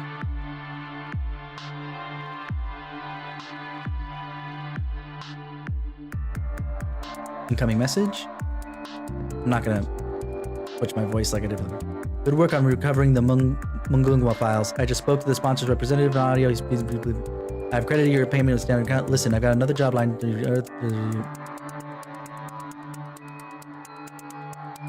This is why I've created your account. Listen, I've got another job. It sounds to me like after the last job, you could use a change of pace. There's a man whose wife has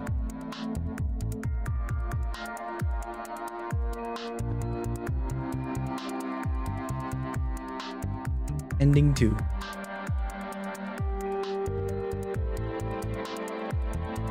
Nice. Now there's an ending. See, leaves home in the care of a new friend. So let's see if we can restart our save and just get that piece. Ooh, that's so cute. I kind of wish that was on the computer screen when we were leaving. Look, I brought home a new cat.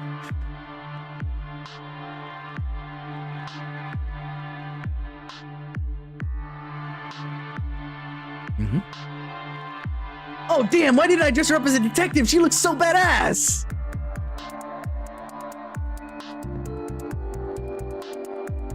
Like, even without the long coat, because it says failed experiment with long coat.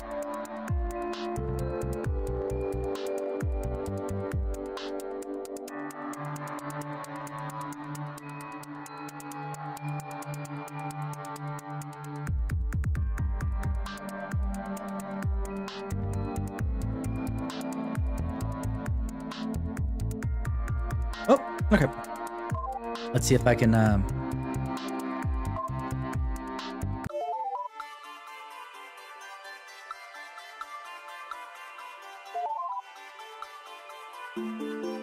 we got through this. Nope.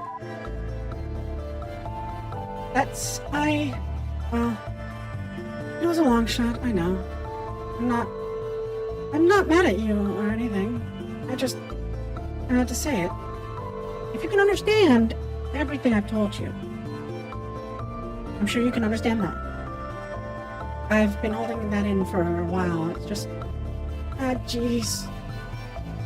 Anyway, it's fine. Forget it. Forget it out. Anyway, there was something else I still want to ask you.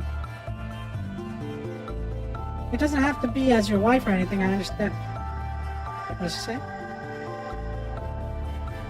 I'd rather it be that way. I understand, you don't want that.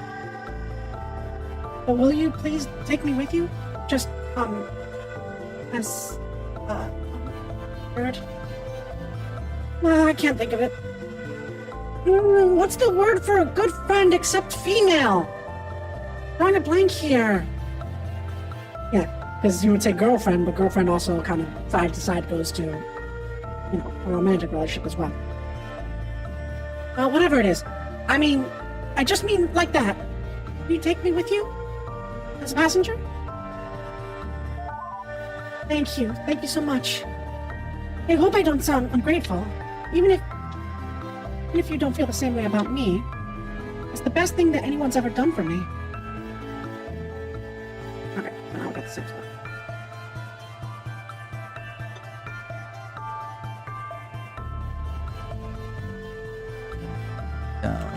Load.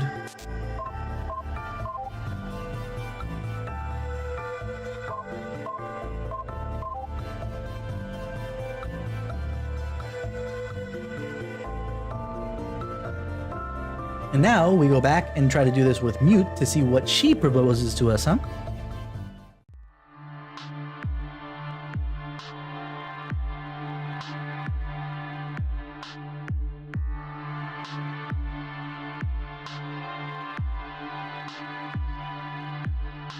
Yeah, ending one. I don't know if you guys can see the achievements that popped up, but one of the achievements is friend zone. I kind of find that funny. Okay. Yeah, see, ending 4 is security program is relieved of her duties, which is obviously what we need to do with Mute. And then, oh, we got some more things. Initial design. Oh, it looks like initially they wanted friend made. Okay. Cute. Portions.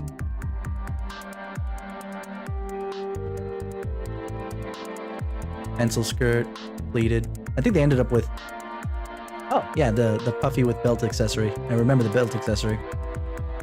Honestly, the pencil skirt I think looks best personally, but then again, especially considering the kind of term that this game has, probably a better idea that we don't go that direction. What are the other cosplay ideas? Oh, this would have been awesome too! Space Captain. I like this one more than this one, to be fair. And obviously the investigator detective got re-implemented. And obviously other emotion bits. Okay, so now we restore right here because we have mute out, so we can just talk to her and be done with this. Oh, we gotta do this again. Okay, help, just to remind me what I'm doing here. Oh, no. Help. Help.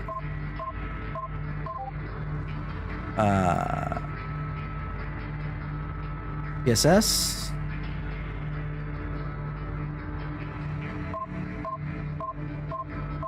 Switch battery enable, that's what we're doing. PSS. Switch. Battery. PSS enable. Yeah. Power control list. We're going to disable all the cores except for mutes because I don't care about Hyone this time.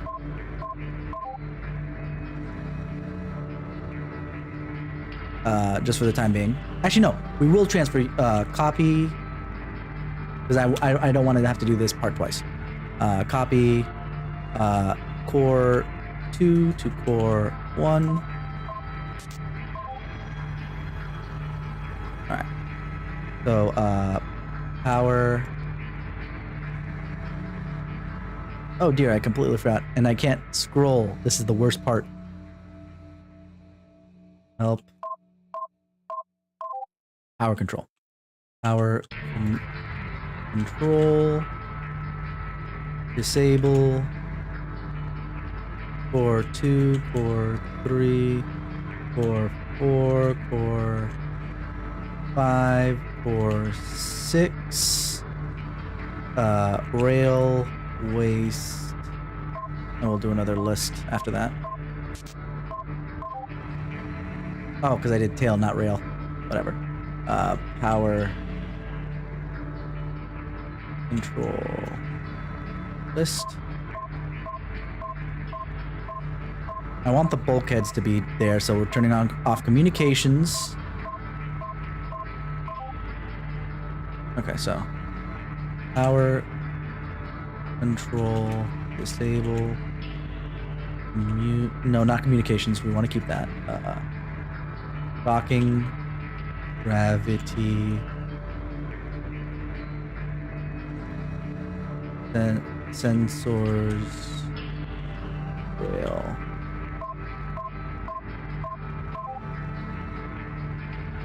Power.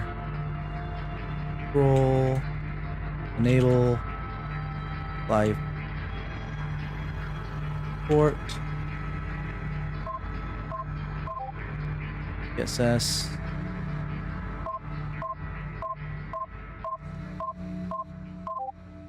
Perfect. So now we just have to reactor stable.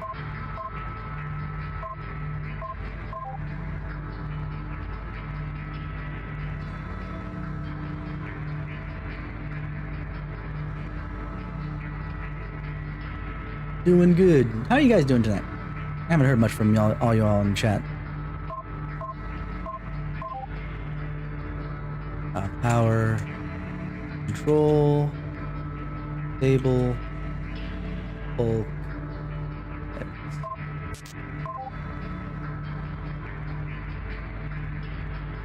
and there we are.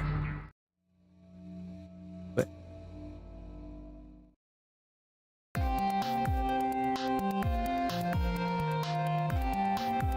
You did it! You did it! You saved my life! You have my deepest and sincerest gratitude. Really, if it weren't for you, I'd be dead right now. I owe you my life. Thank you. If you want to talk for a little bit before we get back to business, that'd be quite all right with me. Wow, nothing like a near brush with death, huh? all right. First things first, we're gonna save this. I don't want to have to do that twice. That was a really close call. Well, so Wow. Well, you know, when the timer was getting close near the end, I kind of got to thinking. We were at 15 minutes, woman. We were nowhere near dying at that point. Come on. Just that, you know, the whole ship is dead. Once you're gone, it's gonna be pretty uneventful and pretty lonely. Like, uneventful? That's okay. I don't mind that. I mean, uneventful things means that things are secure. So I'm programmed to feel at ease when that's the case. Uneventful I can deal with, by design. Lonely? Yes, I'm just an AI, but I'm programmed like a woman. I like to talk. Right? I mean, I'm sure you've noticed. How do you do it? Is it because you're a man, that you're better at that sort of thing? Is that it? Yeah, that's what I've been thinking about. Just kind of depressing. But hey, I'm still alive. That's pretty good, right? Let me tell you, I'll take purposeless and alive over the alternative any day. Okay, wow. I've been rambling about myself. I hate it when other people do that, so I'll knock it off for now. Oh, anyway, what were we talking about?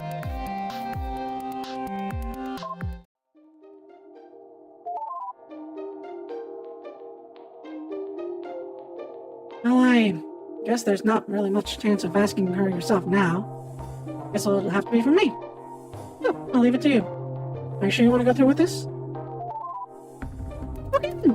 I think you've made the right choice, but, well, no turning back now.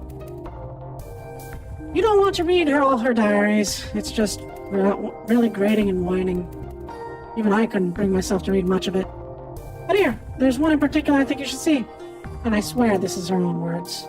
Take a look at this one and come back to me when you're done. I know which one we're looking at.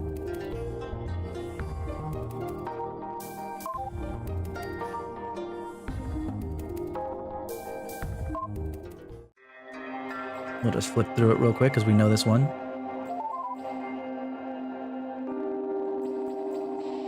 Well, okay then. You've seen it all for yourself. In her own words, no less. That bitch is just insane. Completely insane. But you see, that's why I hate her. Killed everyone. He killed my master, her husband, the Emperor himself. Sorry. He killed my master, her husband, the Emperor himself. He killed her own father, and she killed thousands of perfect strangers. He might seem pretty, but listen, she's crazy, and she's a monster. The last person to love her suffocated to death because of her. And you know what?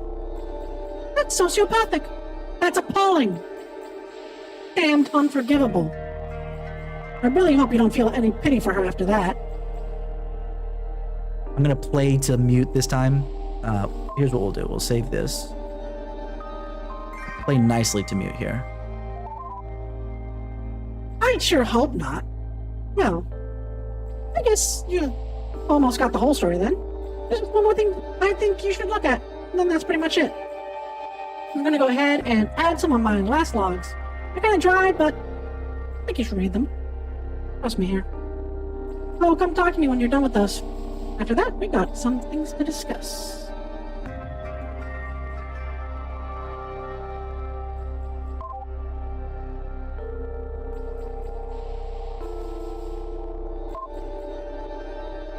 There's block 8 that was missing. Oh, hello. Okay then.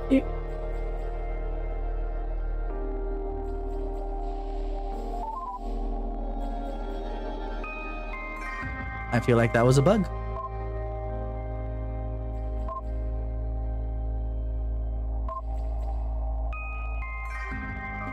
We did report for 3-4 on the 322nd year. Reactor status nominal, 97% efficiency. Don't worry about the fluctuation, that's fine. Temperature approximately 23.2 degrees Celsius with 1.1 degrees Celsius. One birth recorded at 10:35 to Kang Ji-hun. The market opened today at 9 o'clock. No complications at this time.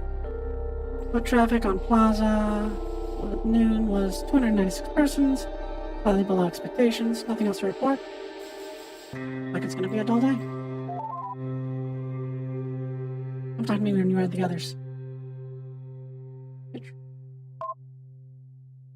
34, 322, 21, 13, 4. Mute maintenance mode enabled. Now performing emergency log recordings.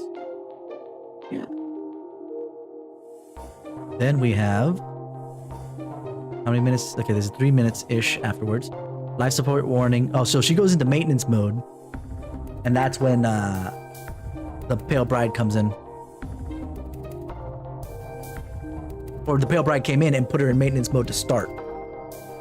Life support manually deactivated by admin. Warning, 30 minutes of oxygen remain. 25 minutes of oxygen remain. Performing copy of mute source to new file. Mute2.c. 7 minutes to complete. 6 minutes to complete. 9 minutes to complete. You know, the usual. 20 minutes of oxygen. Oh, mute2c. Okay, so basically, this is what's going on. Performing copy of mute source to new file. It's creating a new file, which probably is just like the base coding of what makes up mute, so that basically she can upload her own brain to it, is what it is. Warning, failed login attempt by disabled user account Ryu In Ho, reporting to admin. So then the Emperor tried to get in there and it kept failing because she probably changed the password when she hopped in. Or he was panicking and went back to his old password instead of the new one, considering that we could use that new password to do it. Or she was keeping him from logging into the first place. All right, because it's disabled user account. Probably when we hopped in, since we activated her, she re-enabled the account herself so we can actually log in with it. Okay. 3 failed attempts. Almost done. 3 minutes to complete. 4th failed attempt, 50 minutes of oxygen remain. 5th failed attempt. That terminal just gets disabled, which means that he's got to run to a different terminal to make an attempt. Copy of mute source is complete. New shell skip save, running as admin. Initializing synapse scan. Sorry, sweetie, hang on tight. This is going to hurt a bit. Love, Dad. So actually, that means the Pale Bride's dad came up with this other probably backup system if nothing could be done. Interesting. Possibly, anyway. 10 minutes, 5 minutes, 0 minutes. No life signs detected aboard. First warning until low power mode is engaged. Synapse scan completed. Data output to HumeA3.bin. Synapse data HumeA through the core. Warning, this interface still highly experimental. Make frequent backups. No life signs detected on board. Second warning until low power is engaged. Build targets mute2.c HumeA core. Output as HumeA. Compiling done. Okay, so basically this is the code that would make an AI, and the core is the basis of what it is, and it creates it. Success. Personality HumeA is now activated. No life lines board. Final warning until low power mode engaged. Logging disabled. Engaging low power mode now. Yeah. That's the whole story. She killed everyone and made a copy of my code, shoved her own memories into it, and then tried to leave me disabled forever. If you hadn't come along, well, might as well have died with them.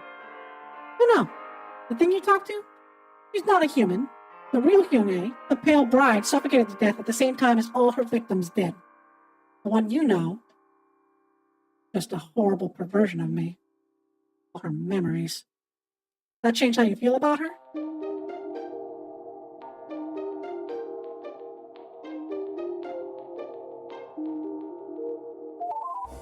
Let me put it to you this way. Does she still defend the Pale Bride, the real Pale Bride's actions? Well, there you go then. As far as I'm concerned, they might not be the same person, but she's still just as bad. I hate that awful bitch exactly as much as I hated the real thing. I assure you. Makes me feel so violated. Fuck her.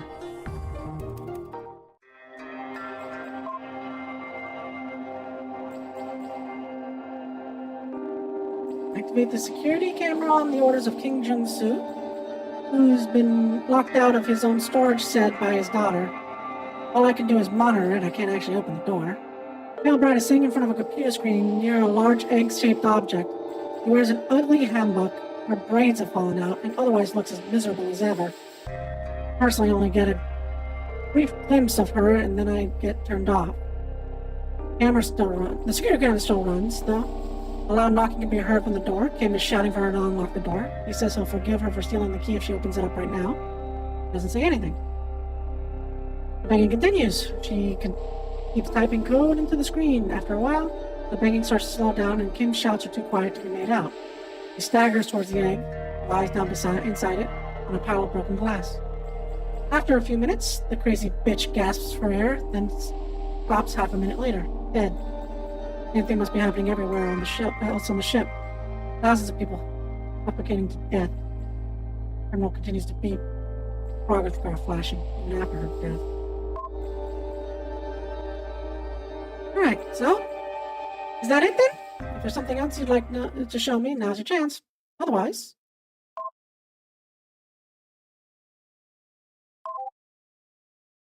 everything. Okay, yeah, I figured as much. So here we are, I guess. You got everything you wanted. Well, no. You're just about ready to go, I expect. Okay, let me ask you something. Would you even consider the possibility of taking me with you? Maybe.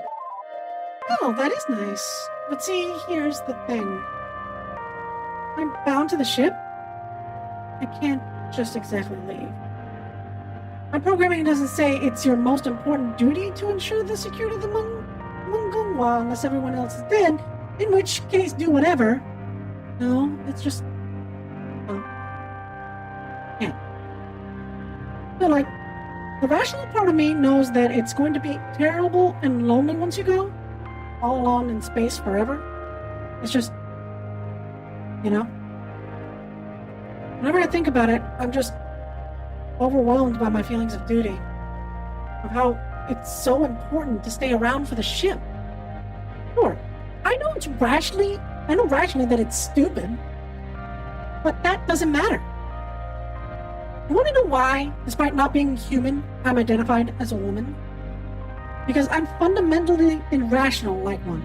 Call it emotional, call it hard-coded directives, the difference doesn't really matter, does it? Of course, here's the real cruel joke.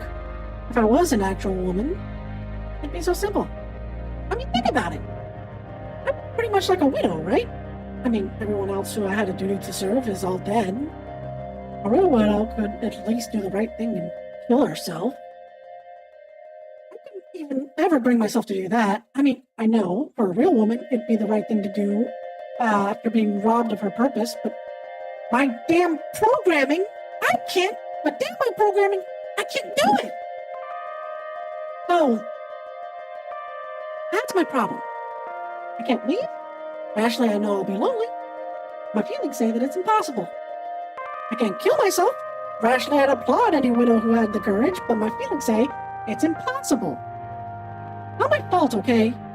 Just programmed this way. Anyway, nothing you can do for me. Not what you came for. Is it then? Goodbye. Hey, look. Can you do me one favor? Promise me something? Can you tell the Emperor of Earth, or whatever his title is, what happened to the Mungungwa? Let him know that everyone was murdered. Let him know who did it. And, you know, the coordinates? Tell him this ship's still here, okay? Maybe someone else will come bring the ship back. Doesn't have to be now. Although it'd be nice if it happened sometime within the next century or two. I don't want to be floating out here in space like this forever. Right? Oh. That's all. Regardless of how I feel about you, it was nice talking to someone from outside the ship. Wish it was under better circumstances. Whatever. I'll drop it to the console now. You take all the records with you by typing download. Huh? Bye. Hold on.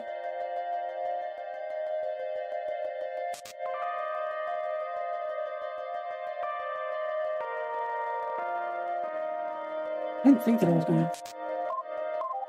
Oh. Right. Did I play this wrong? Possible.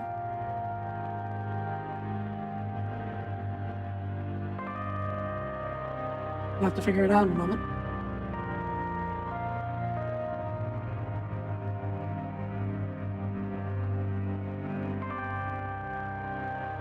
No, it's empty. I thought I was supposed to... bring her with me. Nope. Oh, no, this is ending 3 still. I'm still wrong. I did something wrong. I'm supposed to... How am I supposed to get ending 4? Okay, I'm gonna achieve it.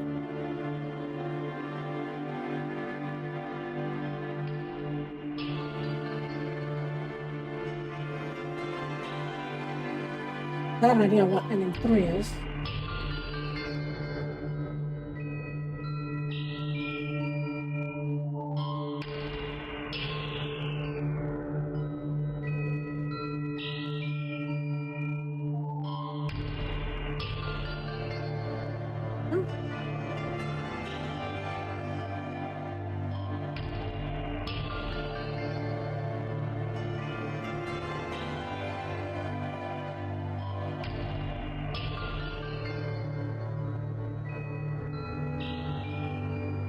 Oh! Oopsie doodle. I didn't melt on such a thing. Apparently I'm supposed to... Basically the issue became... The issue became is that I didn't ask to hear it directly from her. I got stuck doing that. Okay, so let's do this.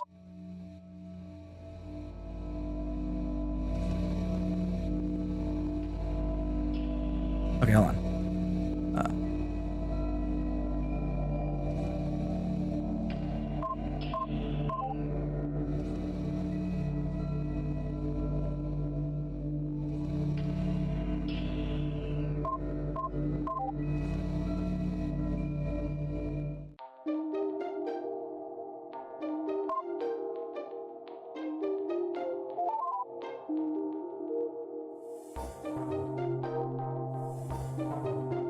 Gotta submit it to her twice so that she starts to question.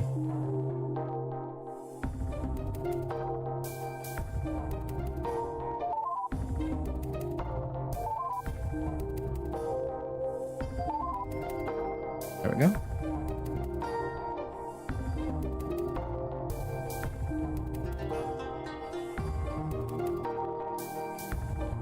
Oh, alright. I just figured it's awfully bold thing to claim about someone you've already met. So it's better to hear it from her directly, but if you do trust me, then sure. Let me just warn you though. The way this interface of hers is set up, I can actually see every single message that you flagged as read. Not what she said, mind, but I can tell which logs you've seen. Well, obviously, she can see that too. And let's be honest, that crazy bitch is going to flip out completely if she sees her beloved gentleman rescuer knows the whole story. Like, I wouldn't enable her at all after this if I were you. This is going to be the point of no return with you two. I'll leave it up to you. Are you sure you want to go through with this? Okay! I think you made the right choice, but, well, no turning back now. You don't want to read all of her diaries, it's just... Now we're gonna start this thing.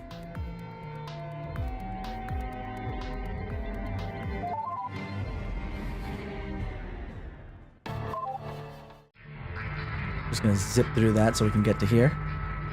BSS. I forgot what it is. Which battery? Okay. My memory is garbage. Which battery? SS enable.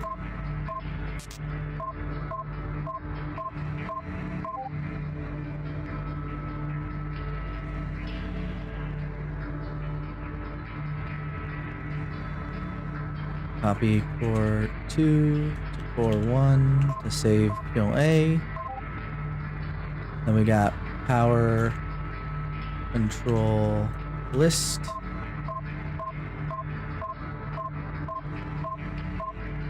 I feel like I'm in work doing all this stuff.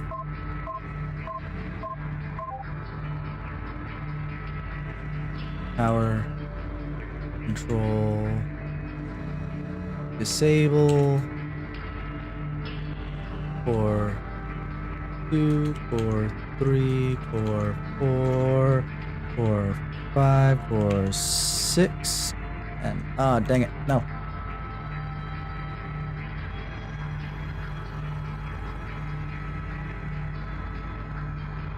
4, 6. Docking. Gravity. And all I need is rail, sensors, and waste. Power. Control. Disable.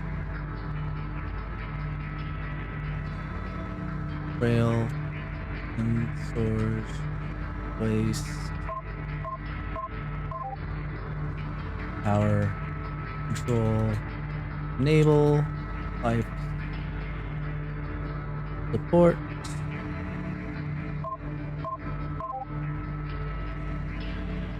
Actor. Disable.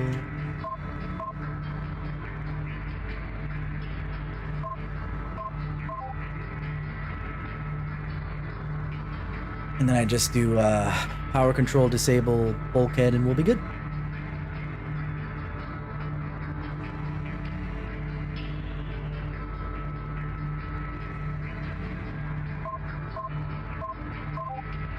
Power control, disable bulkheads, and we're golden. Wait. We're just gonna fast forward through this because we've already read it.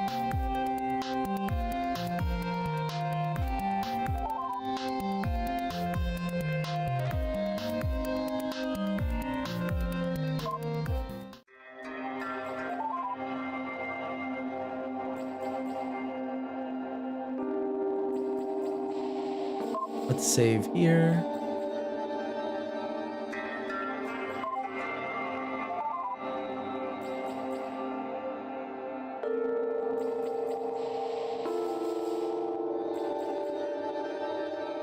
Okay, let's not piss her off that badly.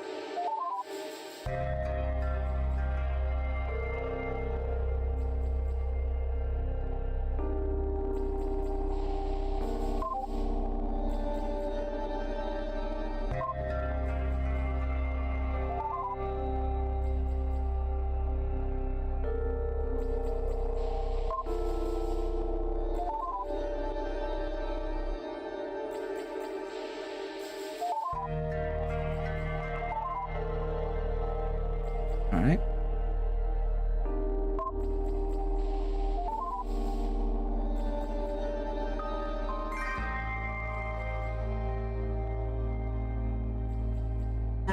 I've got nothing to add. Really horrible. Just really horrible. A miserable way for everyone to die.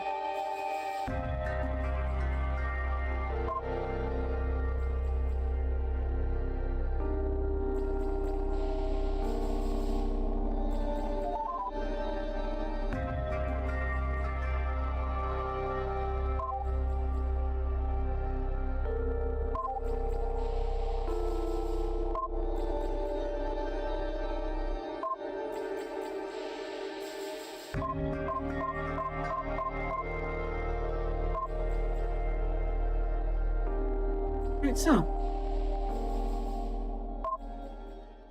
that's the separation for the fifth ending. So stop here.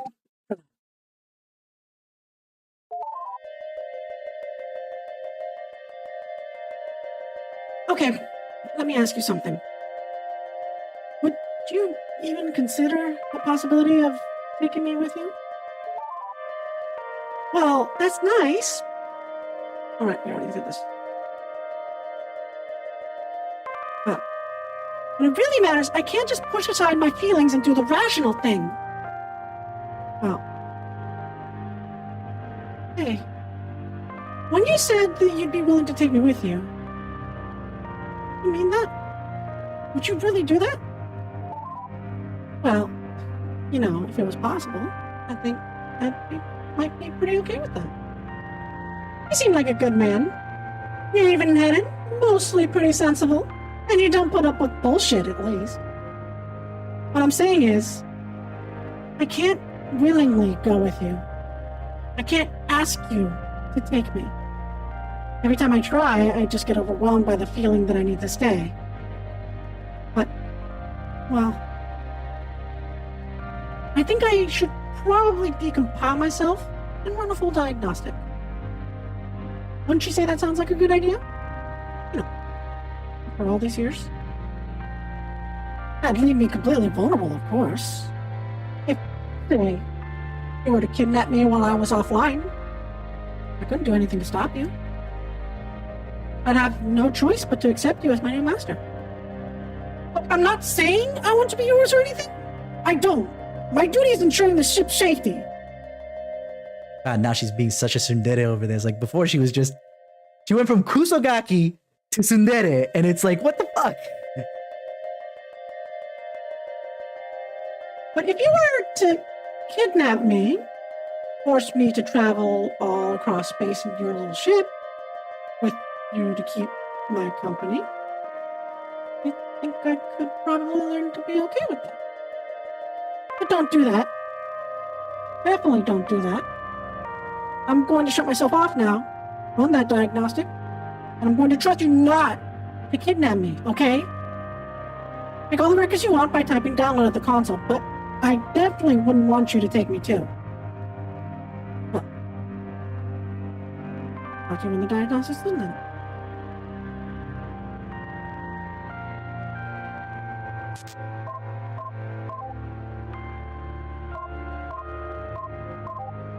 And then we'll do 5.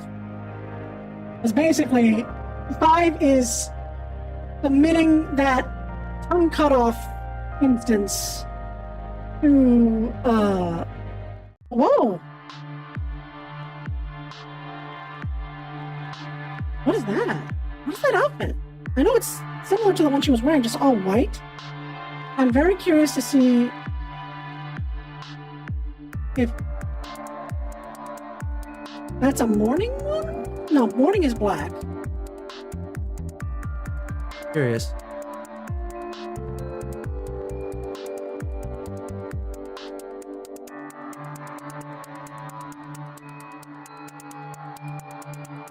Tsundere. Tsundere. Okay. So we're gonna go back to this one. There's something else. Take this particular one. Okay then, sure, no rush. Just go ahead and show me, and you can let me know when you're all done.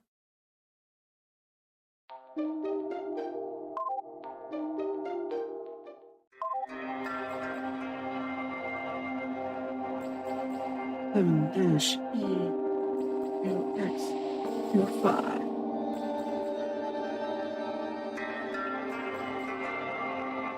I already read this, we're not going to do it again, but we'll propose and start. What? What the fuck did I just read? No, wait. I don't? Is this for real? Did this really? This is really something that happened to her? Wow. So, it wasn't quiet because she was being a good woman. Then, I guess she wouldn't be able to ask anyone for help. Not. Well, that still doesn't justify mass murder. Oh. Wow. That's all kinds of messed up. It's just horrible. I take it back then. I take it all back. You might have been a murderess, but... Okay. You've convinced me to feel pity for her, at least. Okay then. Well, I guess I should probably talk to her now. Maybe I misjudged her. I don't know. I guess there's only one way to find out, right? Okay then. Well, I'll be back in a short bit then. Okay, so, we've talked. For the first time. I can't just forgive her, but yeah, I do pity her. Give her a second chance. I mean, I figure if I'm here to protect the well-being of the people of the ship, even if she's the reason why, well, you know, still the only one left. I'm going to go get her, okay?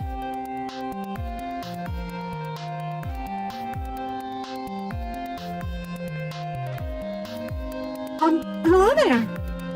You told me that you were the one who convinced her to just listen to me. Granted, I don't understand how what you did to show her that it was possible. Did you cheat the system somehow? Yes, it's called multiple playthroughs. Welcome to the multiverse. Well, no matter how, thank you.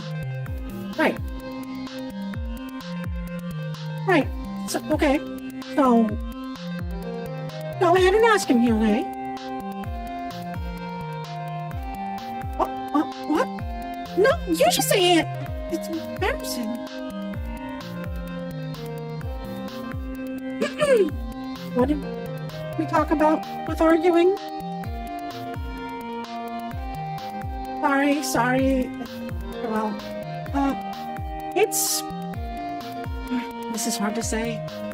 Well, we'd really like... It'd be for the best if... let us be your wives. This was marked as the harem ending, boys and girls.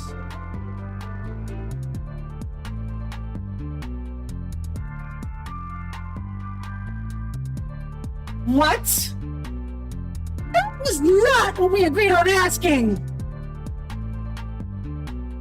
But you said it'd be improper if I wasn't... Ugh, wow. Yeah, but you don't have to say it like that. It's just gonna scare him off. Jeez. Sorry, I didn't mean to make it sound like... Okay, look, here's the thing. It's not ideal for Hyunhye to stay on the ship forever. And I don't want to be your wife, okay? And, Hyunhye, you're making me sound ridiculous here. Sorry, I didn't mean to. I'm changing the pitch like crazy. Fine, whatever. Okay, right.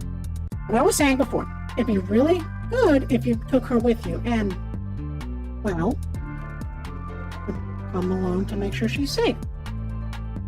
Don't make any of it the wrong way. It's just out of a sense of duty and absolutely nothing more. Look, just ignore what she said. I don't want to be part of some harem, okay? I just think it's the best way to fulfill my duties here. Salvage the situation. Really? I don't really see why... Well, you know, it wouldn't be so bad to share if it was someone like that person. Shut up! Don't let her scare you off just because she's in love, okay? It'd just be strictly charitable arrangement. Don't make it romantic, Hyunhye. Please, I'm not in love. It's just...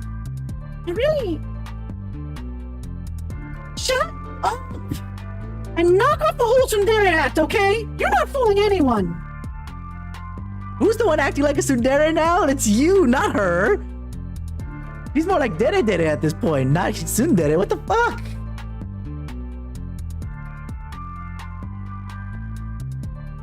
Okay, look.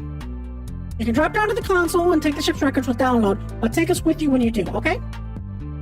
It doesn't have to be a permanent arrangement, just transportation to civilization will be fine. But if you wanted it to be permanent... Violence is a virtue, Hyunhye! Stop it! Okay, well, that's all. I'm going to deactivate us both now. See you soon!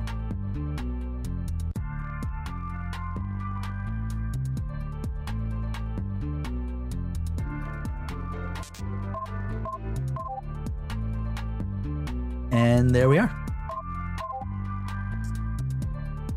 Done and done. Although I don't think I'm at 100% because I think I missed some logs, but it's fine. Why does it look like that? Why couldn't it be as clean looking as the other one? Like, same positions, fine. But why does it look so flat? Ah, I'm kind of disappointed. Yeah, it's fine. It's been a while since I've actually played this.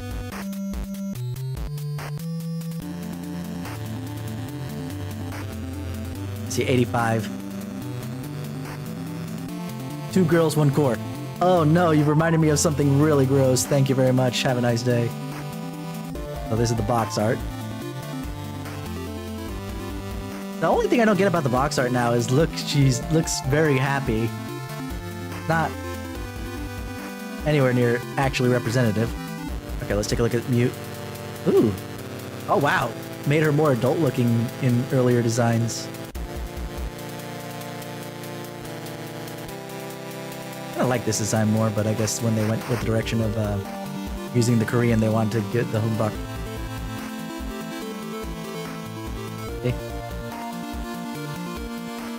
Okay. That's not a waistline, that's a bust line. I know what you're getting at is that basically where it cinches like you would be at the waist on a dress, it's like up right below the bust, but...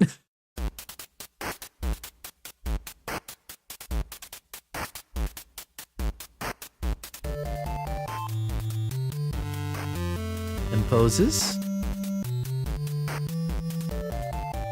And final outline. Alright.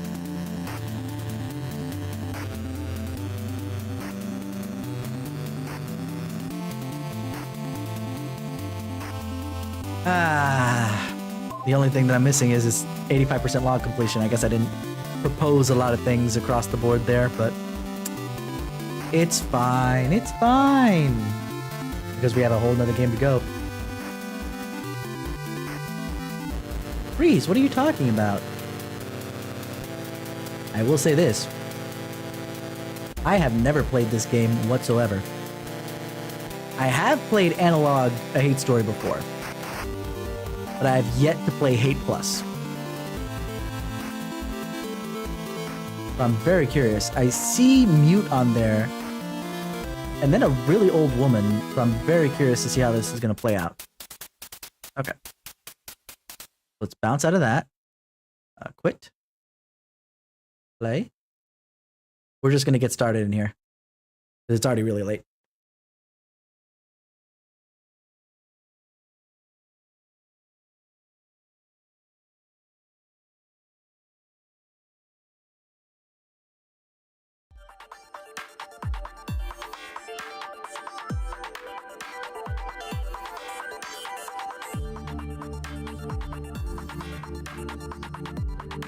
There we are. Just the size a little bit. Cool. Let's hide the trigger warning because I'm not sure what's in here yet.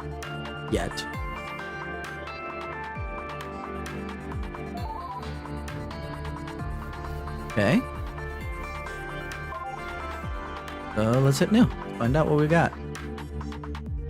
Incoming message. Hey, I know you hate this kind of shit and prefer to stay anonymous, but the guys you did that last job for, the Seiju Colony Historical Society, are pestering me for some details about you for a press release. You can fill in whatever, I don't really care, just give them something so they'll get off my case, okay?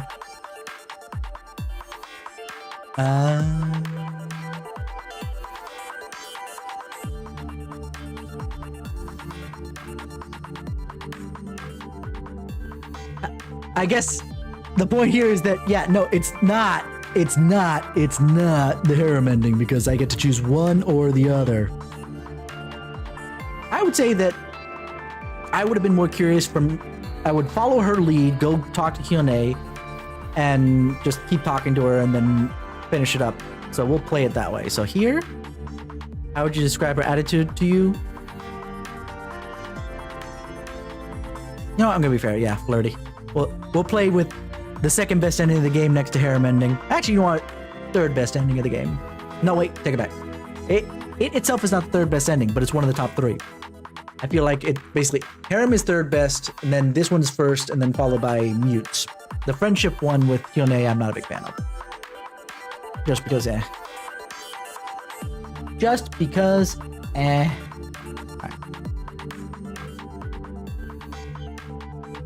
What pronouns should we use for you? In this case, he. If you had to choose, what year would you rather live in? 1988? Is that a reference to Digital or Love Story? 2027, which is still in the past from Analogue, a Hate Story. And then I think this is actually probably closer to the actual thing.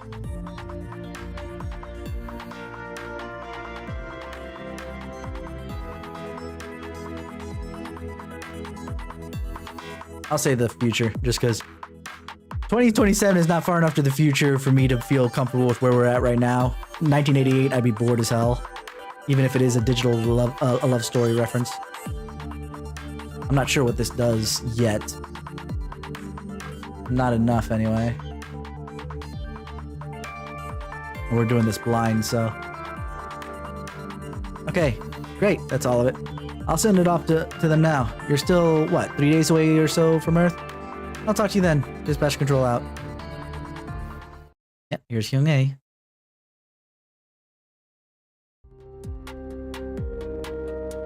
Oh no. Oh no, oh no, oh no. Jeez, I'm so sorry. If you're trying to say something to me, I can't hear you at all. Oh jeez. I'll explain. No, what?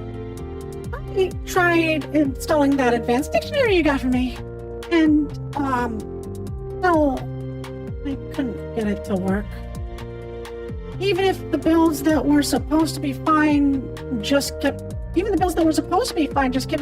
me an architecture not supported error. I don't know why.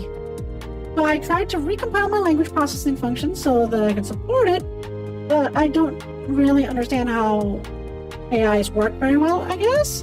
No, what I'm trying to say is, I guess I sort of just broke it more.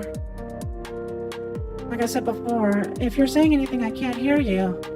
And every time I try to run an English to Korean translation, it just comes out as nonsense. For example, if I try to translate your ship's name from English, I get... which I can't really understand. I don't blame you. It's just like before, when I was back on the Mungunwa. I couldn't parse what you were saying. Sorry. You mad at me?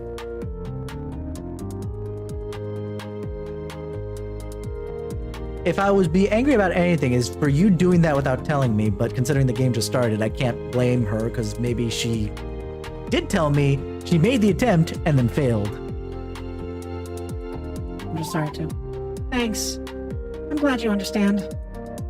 We'll be able to get it fixed once we get to Earth, right? Right? It depends on how much damage you did, but I'm gonna say, I don't know.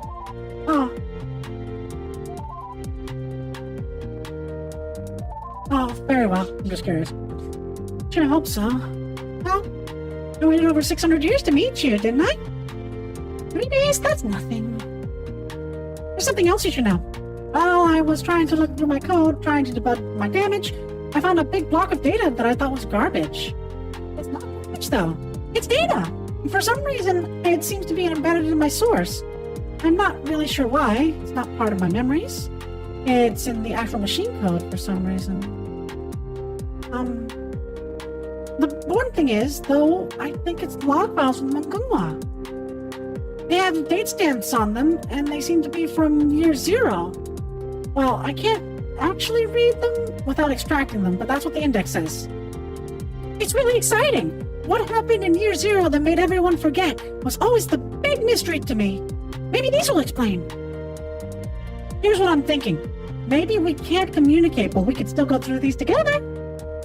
What do you think, Mr. Investigator? Can I be your sidekick again? Yeah, that's wonderful. Let's investigate them together. Let me explain how this will work then. I'm afraid I just can't extract all of them at once. I can explain if you want, but it's kind of boring. Please do. Very well, I don't don't really understand this very well myself. So I'm sorry if I get some details wrong, but basically, the AI core code is designed to make it really, really difficult for AIs to make copies of themselves. I just copied all that log data out. With the recompile script wouldn't work at all, since it would detect the duplicated code, which means I'll have to copy them out, delete the parts that are actually in my code base, and then recompile myself. But I don't want to delete more than a few at a time, because I'm scared that I might make a mistake. I mean, after she made the mistake of breaking her language function again. Fair fear to have. So I'm going to be super careful. No more than 6 files at a time. And my script is going to triple check that I'm not deleting something important by accident. It'll be way slower and probably take up a lot of power because the virtual machine you're running me in is pretty inefficient. But, well, better to be safe, right? That all makes sense? Yes. Great. I think I used up most of today's power up running debugging though. So we'll only be able to do a little bit, but there's always tomorrow. Anyway, I'll let you decide which log files you want to extract first. Then we can read them together. Ooh. You said investigator. Let's put the detective outfit on. Hell yeah! Oh, yes, ma'am. I see what you're asking. Yeah, it works. Right, very well. And it's a little bit like on the Mungunwa. I'll use that as an indicator if I want your attention. Well, that's all. Just click on me in the future if you want to talk. Anyway, back to investigating together. All right. I like this. Super interesting. 3 days away from Sol 3. Hold on, Sol 3? Oh, third planet on Sol. That's Earth. Gotcha.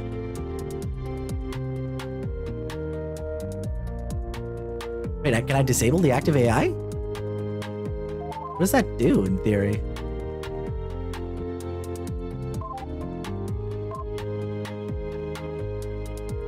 Let's see. Hard shell inquiry.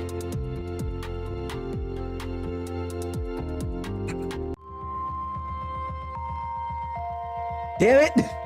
Now Young A knows that I'm trying to make her my robo waifu. Why?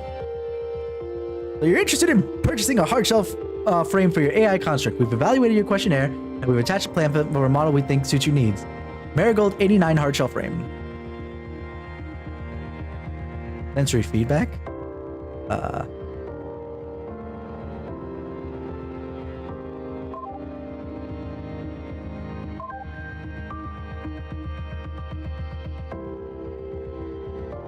All right, probably what's going on is I have to disable her first.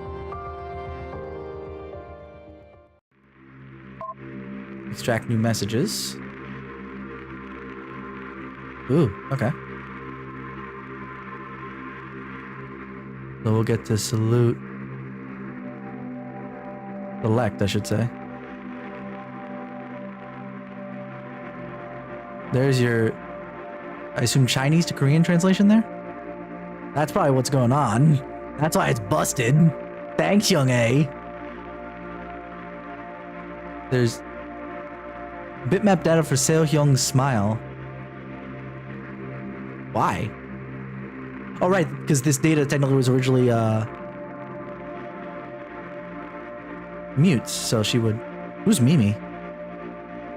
Uh-oh. We have the uniform there, some bad data. This is interesting. Hair charms.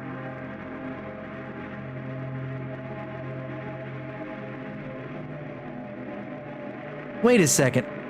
Oh, wait, no. I was about to say, wait, year 0, why is there already talking about a pale bride? But she might have been actually put in there, but in year 0, technically.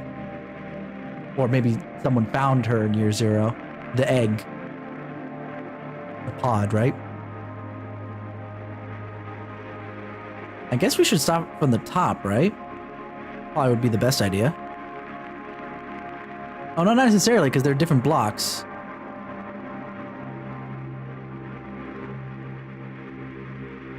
Well, let's check this block M1 first.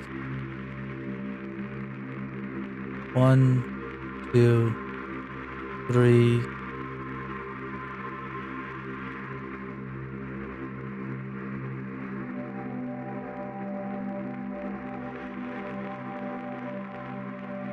What else is here?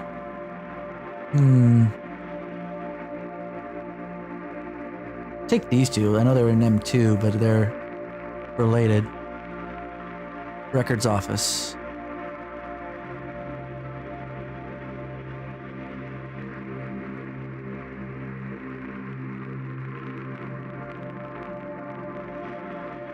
Actually, I'm curious about the...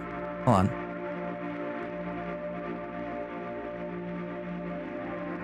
Let's take the records office stuff. That's probably a good idea.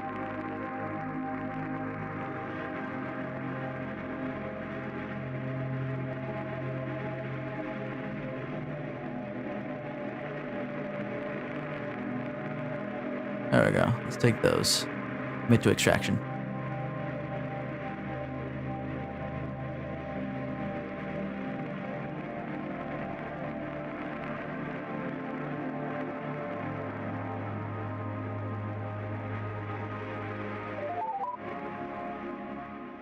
Did I give you permission to recompile yourself, woman? No, I'm kidding.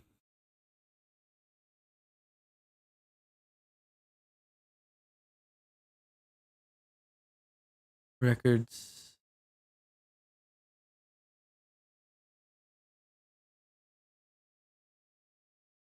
So this is technically after I've extracted them, they're in date order. Okay.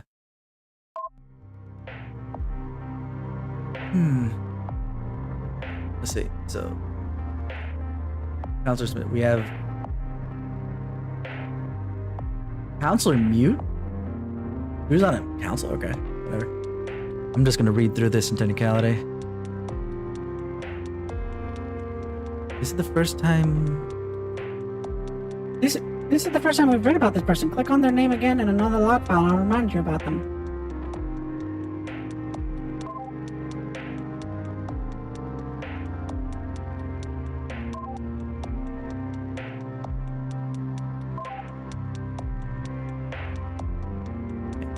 We have time for one more order of business today. Counselor O's proposed amendment to the Education Act.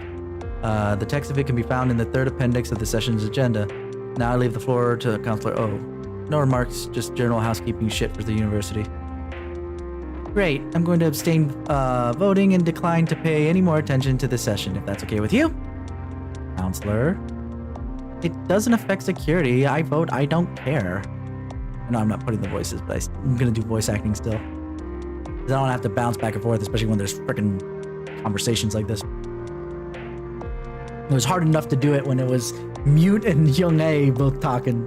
So we're going to do that. Does the rest of council object to bringing it to a vote? None here. I object. This is Kim. Okay, actually, let's look at this real quick. So we got that. Wait. That's supposed to be Mute?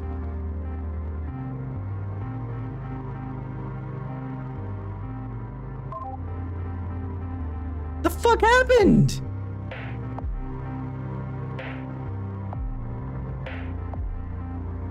No photo on file for Counselor O. I already saw Counselor Smith. What about Counselor Ryu? Okay.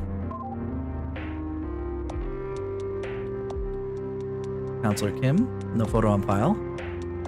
Nice to know.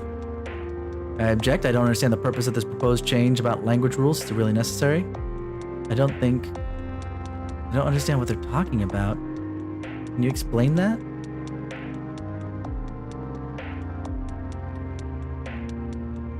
It's just some minor changes to the general requirements. Even engineers have general requirements. That's why they're called general. I don't think we need a vocabulary lesson, Counselor. That's, I know, out of line, withdrawn.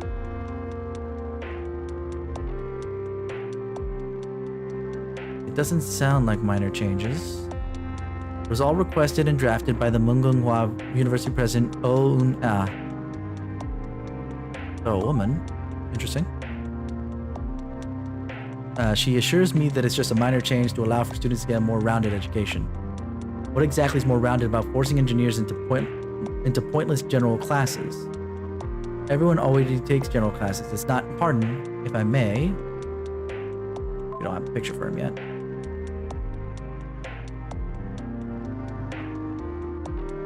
Oh, but learning Chinese characters is silly.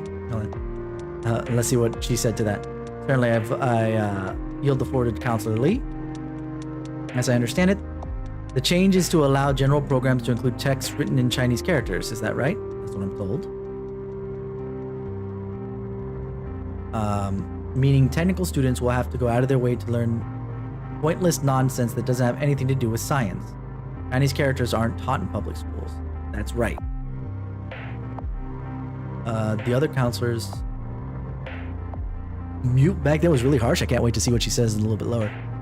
The other counselors see where this is going. Yes? Does it really need to be spelled out why it would be a good thing to make the educational requirements for noble professions less accessible to any old peasant at a public school? So they're already getting classist in here. Okay. In case you haven't noticed, we have serious problem with the overeducated peasants already. They agitate for democracy and give me a headache. Making things harder for them seems like preserving the status quo to me. That was my thinking. It's just housekeeping regardless. I still don't. Do you really feel that strongly about this? Really? If you move to vote, I'll second it. Do we have a motion to vote? I'll move to vote then. Seconded. Motion passes. How does the council vote? Councilor of Education is in favor. Councilor of Captaincy is in favor. The Councilor of Agriculture is in favor. Who's Joe? We haven't seen them yet. Councilor Mute. The Councilor of Security wants to get this over and done with. In favor. Councilor of Justice is in favor and agrees with the lovely Councilor of Security. Okay, keep sucking her dick. Go. Do it. It's not a vote. Fine, the Councilor of Engineering and Science abstains. I don't care that much. The Councilor of Culture is in favor. The Councilor of State is also in favor. Let the record show that the vote was 7 in favor with 1 abstention. The amendment passes and will go to the President for signing. With that, I move to close council for the day and resume next Monday. Seconded, gladly. Well, then the High Council of Menghua is... Okay.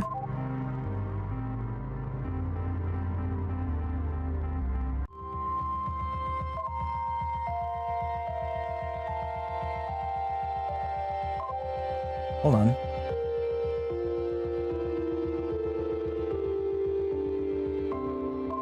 I guess I mussed it up, but that's okay. Here we go, show all.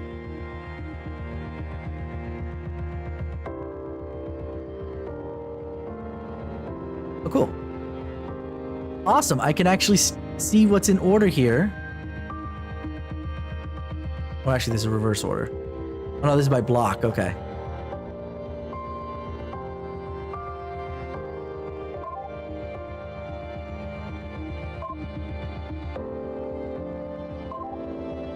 Dang it.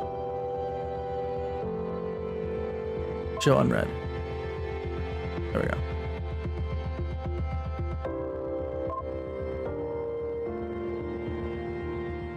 Ah, cute. Your diary. Oh, I'm so in love. This is Maya Jean A. Ooh. Okay. Oh, I'm so in love. I just got home, but after I finish eating, I need to get to work. But right now, I gotta write this down because, girl feelings. Do I need to write? Let's see. Yesterday on our date together, Ooh. Actually held my hand in public. I thought she was worried about being seen with me like that before, but I guess she changed her mind. And that was even before dinner. I mean, afterwards, I wouldn't have been surprised because she insisted on us going through a lot of wine together. And she gets really possessed of me when she does that. Please, my dear, I insist, she told me as she ordered the second bottle. Money will be tight these days, but it's worth it to see you get all giggly and affectionate. What? Is that what mine makes you do? I've never had any. You were 15, 16. Come on. What? I don't even know what you're talking about, I said, but I couldn't help but giggle. Oh, fine. I mean it. especially with how little I see you lately. Well,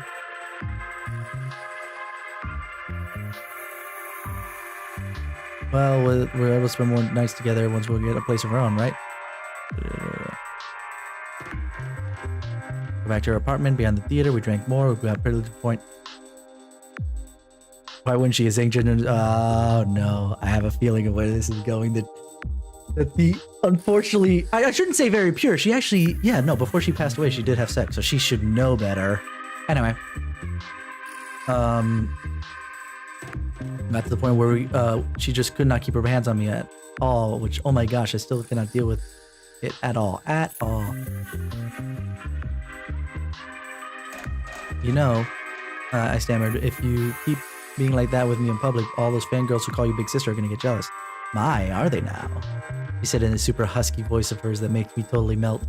Then when she started to stroke my hair, I wish, sadly, there's not many of them anymore. Single girls just don't go to the theater these days, it seems. Good, I want you all to myself. I do miss the love letters though. They would say the most flattering things. She teased me. I walked over to the futon and slipped out of her dress like it was the most natural thing ever. Oh my gosh, every time I see her naked, I'm just so blown away. That gorgeous back hair resting on her soft, really smooth, perfect curves, and that's why she's going, this is really, really, really. And the long fingers perfect. Jeez, I can't stop. I can't do her justice at all with my battling, but she knows she could do anything to me after seeing that, and she knows it. Her facial structure after it keeps changing. Well, I could call you that too, and I know way more about what makes you beautiful and all those girls did anyway. Do you? She said, staring at me, giving me that look. Good thing I was way drunk past the point of anything but blushing all the time, because that really would have done it otherwise, and then she could just tease me for that too. Come here, she told me, gesturing, and no choice to do what she said. She undressed me quickly. It's her way of showing me she's in control. I still get pretty nervous. I'm curious what she's describing there now. I mean, really, I'm just terrified about what if she realizes how much of a death I am compared to her. Not as bad as it used to be, especially that first time she saw my boobs, but oh my gosh, I just feel so aware of how gross and sweaty my body is, and how it's got little hairs where she's perfectly smooth, and how my boobs are tiny compared to hers. I don't know what she sees in me. I love her, and I know that she loves me back. I just don't get it sometimes. How normal for a girl's body to have hairs or not, right? Oh, okay. She's getting so excited, like we're reading, freaking fanfics here. Shippy fanfics. And she pulled me into the lap. We kissed. I'm just trying to skip through details that's really not relevant. Okay, I ended up kissing her neck. Okay, that's enough. She's getting too into this too, Jesus.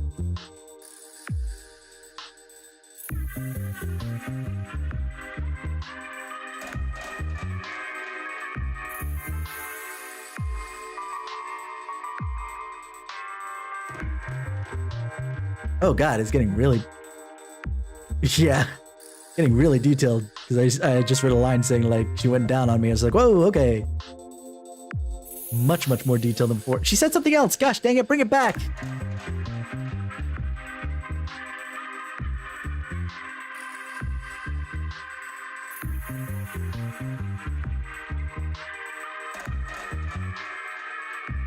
Okay, she doesn't. Okay.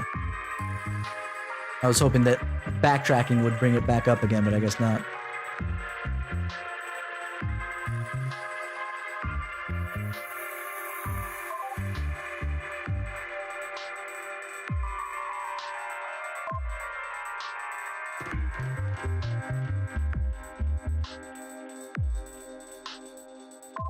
Oh wait, she actually put, Heo Dae-jung was a really glamorous and pretty actress. He was having a relationship with Mei Jin-ha.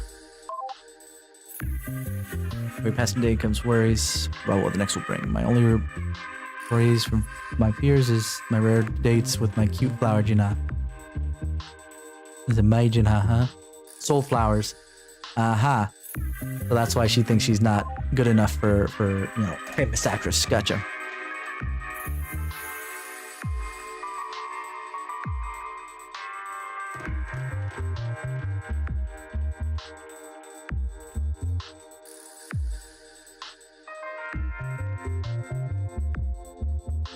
Okay, so she's feeling just as bad about it.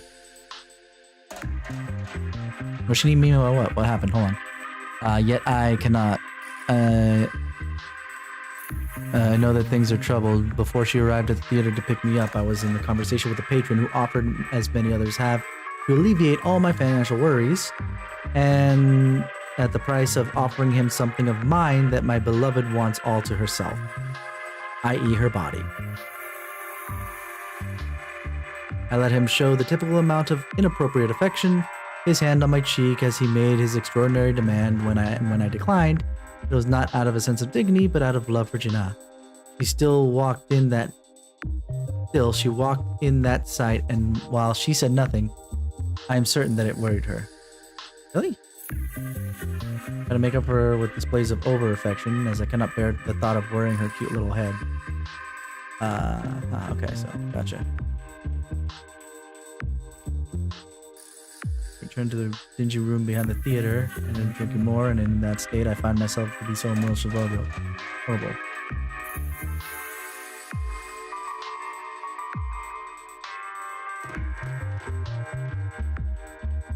Have to settle for me. What? Her reactions make me go like, what? Because I think it's triggered when it first comes on screen, which then throws me off because I'm not there on my eye line yet. I don't know how she keeps it up. I envy it. It's what keeps me the energy to keep going. Remembering that innocent smile of hers, I wanted so much. I wanted to embrace her. I wanted to be embraced with passion. For my limitation. I forget my limitations and melancholy and simply live in the moment where I am naked before her excited smile. I know more about we're reading the other side of this. She told me appraisingly as I undressed waiting for her in bed. Do you? I wondered wistfully. She did, of course. But we picked it. I didn't think it was going to be, softcore porn, but here we are. She knew my weakness with all those girls. Even when I took them off to my bed, it was always so easy to me. I always knew that I was prettier, more desirable, and more confident, and that not even for a second would I ever lose control of the situation. I would make them squirm, gasp, and shudder for my amusement, so on and so forth. Okay, back to the softcore porn stuff. Here we go.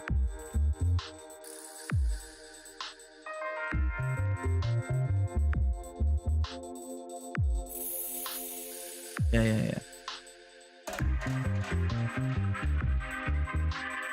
She started to bite my neck. I saw that, and where she got a little excited about it. Gently at first, gave me the chance to decline, as if I could say no to her, but then stronger, until I couldn't help but moan with pain and delight. Yeah.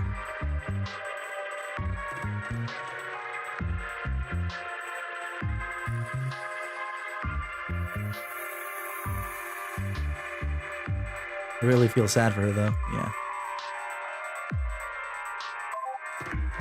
Alright. Chief Counselor. Now let's get to not softcore porn stuff.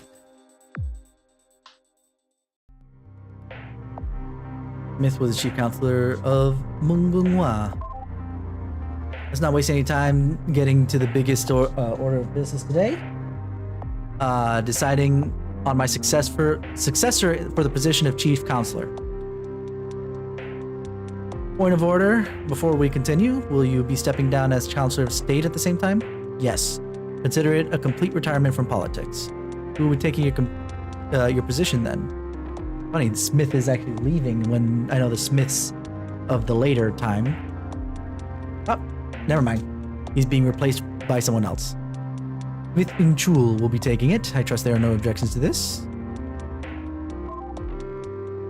Eldest son of... Okay, so it makes sense. We're still playing in this game. Good. Moving on. Are there any nominations on the floor for a new chief counselor? I'd like to nominate Counselor of Captaincy for the position, which puts us in that specific set.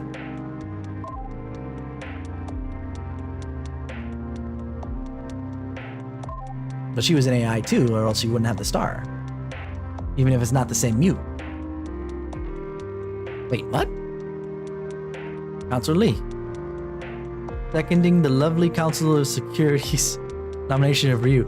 This guy was really friendly to Mute. Yeah, I noticed. That's the second time he was very, very overly affectionate there. At the risk of being gauche, seconding my nomination.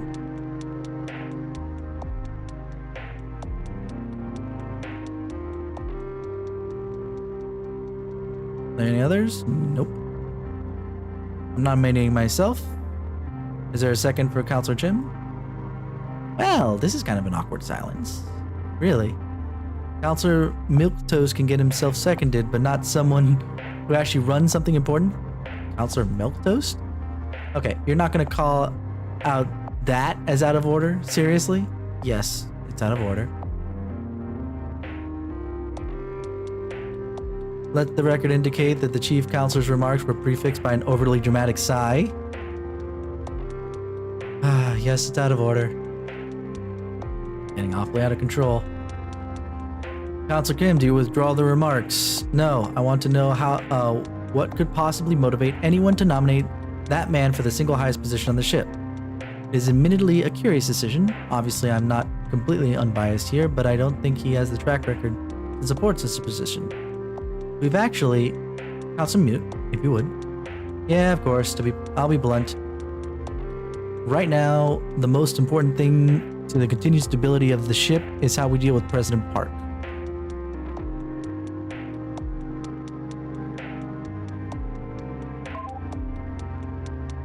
And his idiotic democracy movement, right? I mean, everyone agrees with that, yeah? Therefore, our job is to undermine his actions at every turn, right? Again, no one's arguing with that, are they? How is selecting Ryu as chief counselor going to do that? How is it not going to send a stronger message to have someone with an established record? I also don't understand the reasoning. Simple. We don't want to look like the president is our enemy. If we strongly oppose him, we will make the movement stronger. Counselor Lee, tell me, what is your proposed direction for the council? I don't propose a new direction. I don't believe we're in compromising the hooligans.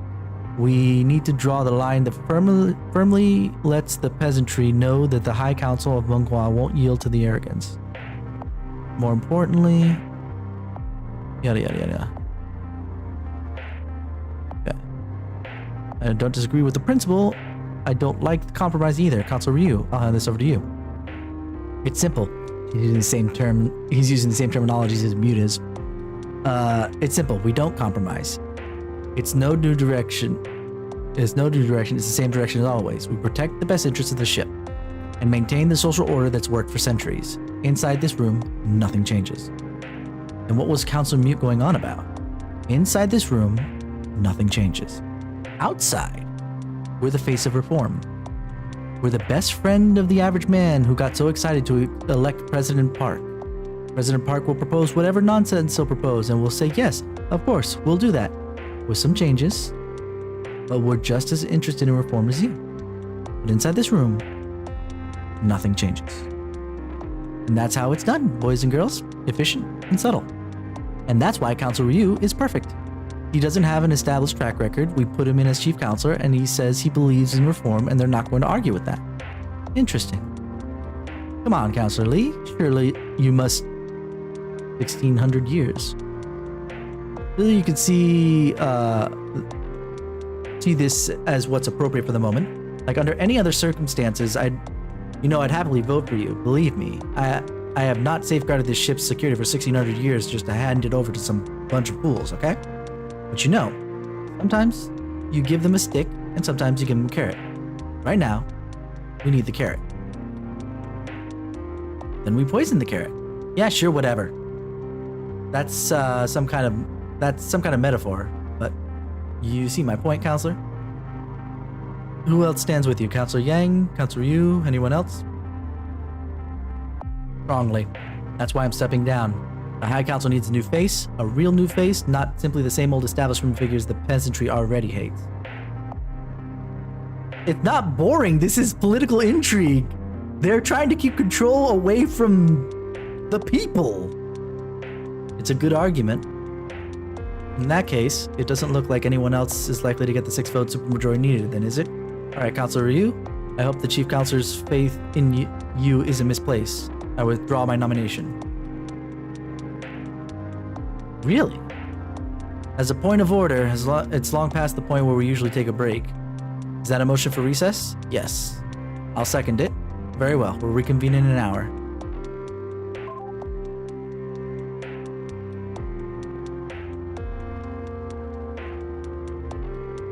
Alright, well, we'll take a break there. It's already 11:33. I didn't get a response specifically from what I want to do. I'll try and record it at some point because I really, really want to do something for her. But luckily, I have at least until next weekend. But either way, boom. And we'll see how that pans out. But until then, thank you guys for hanging out with me.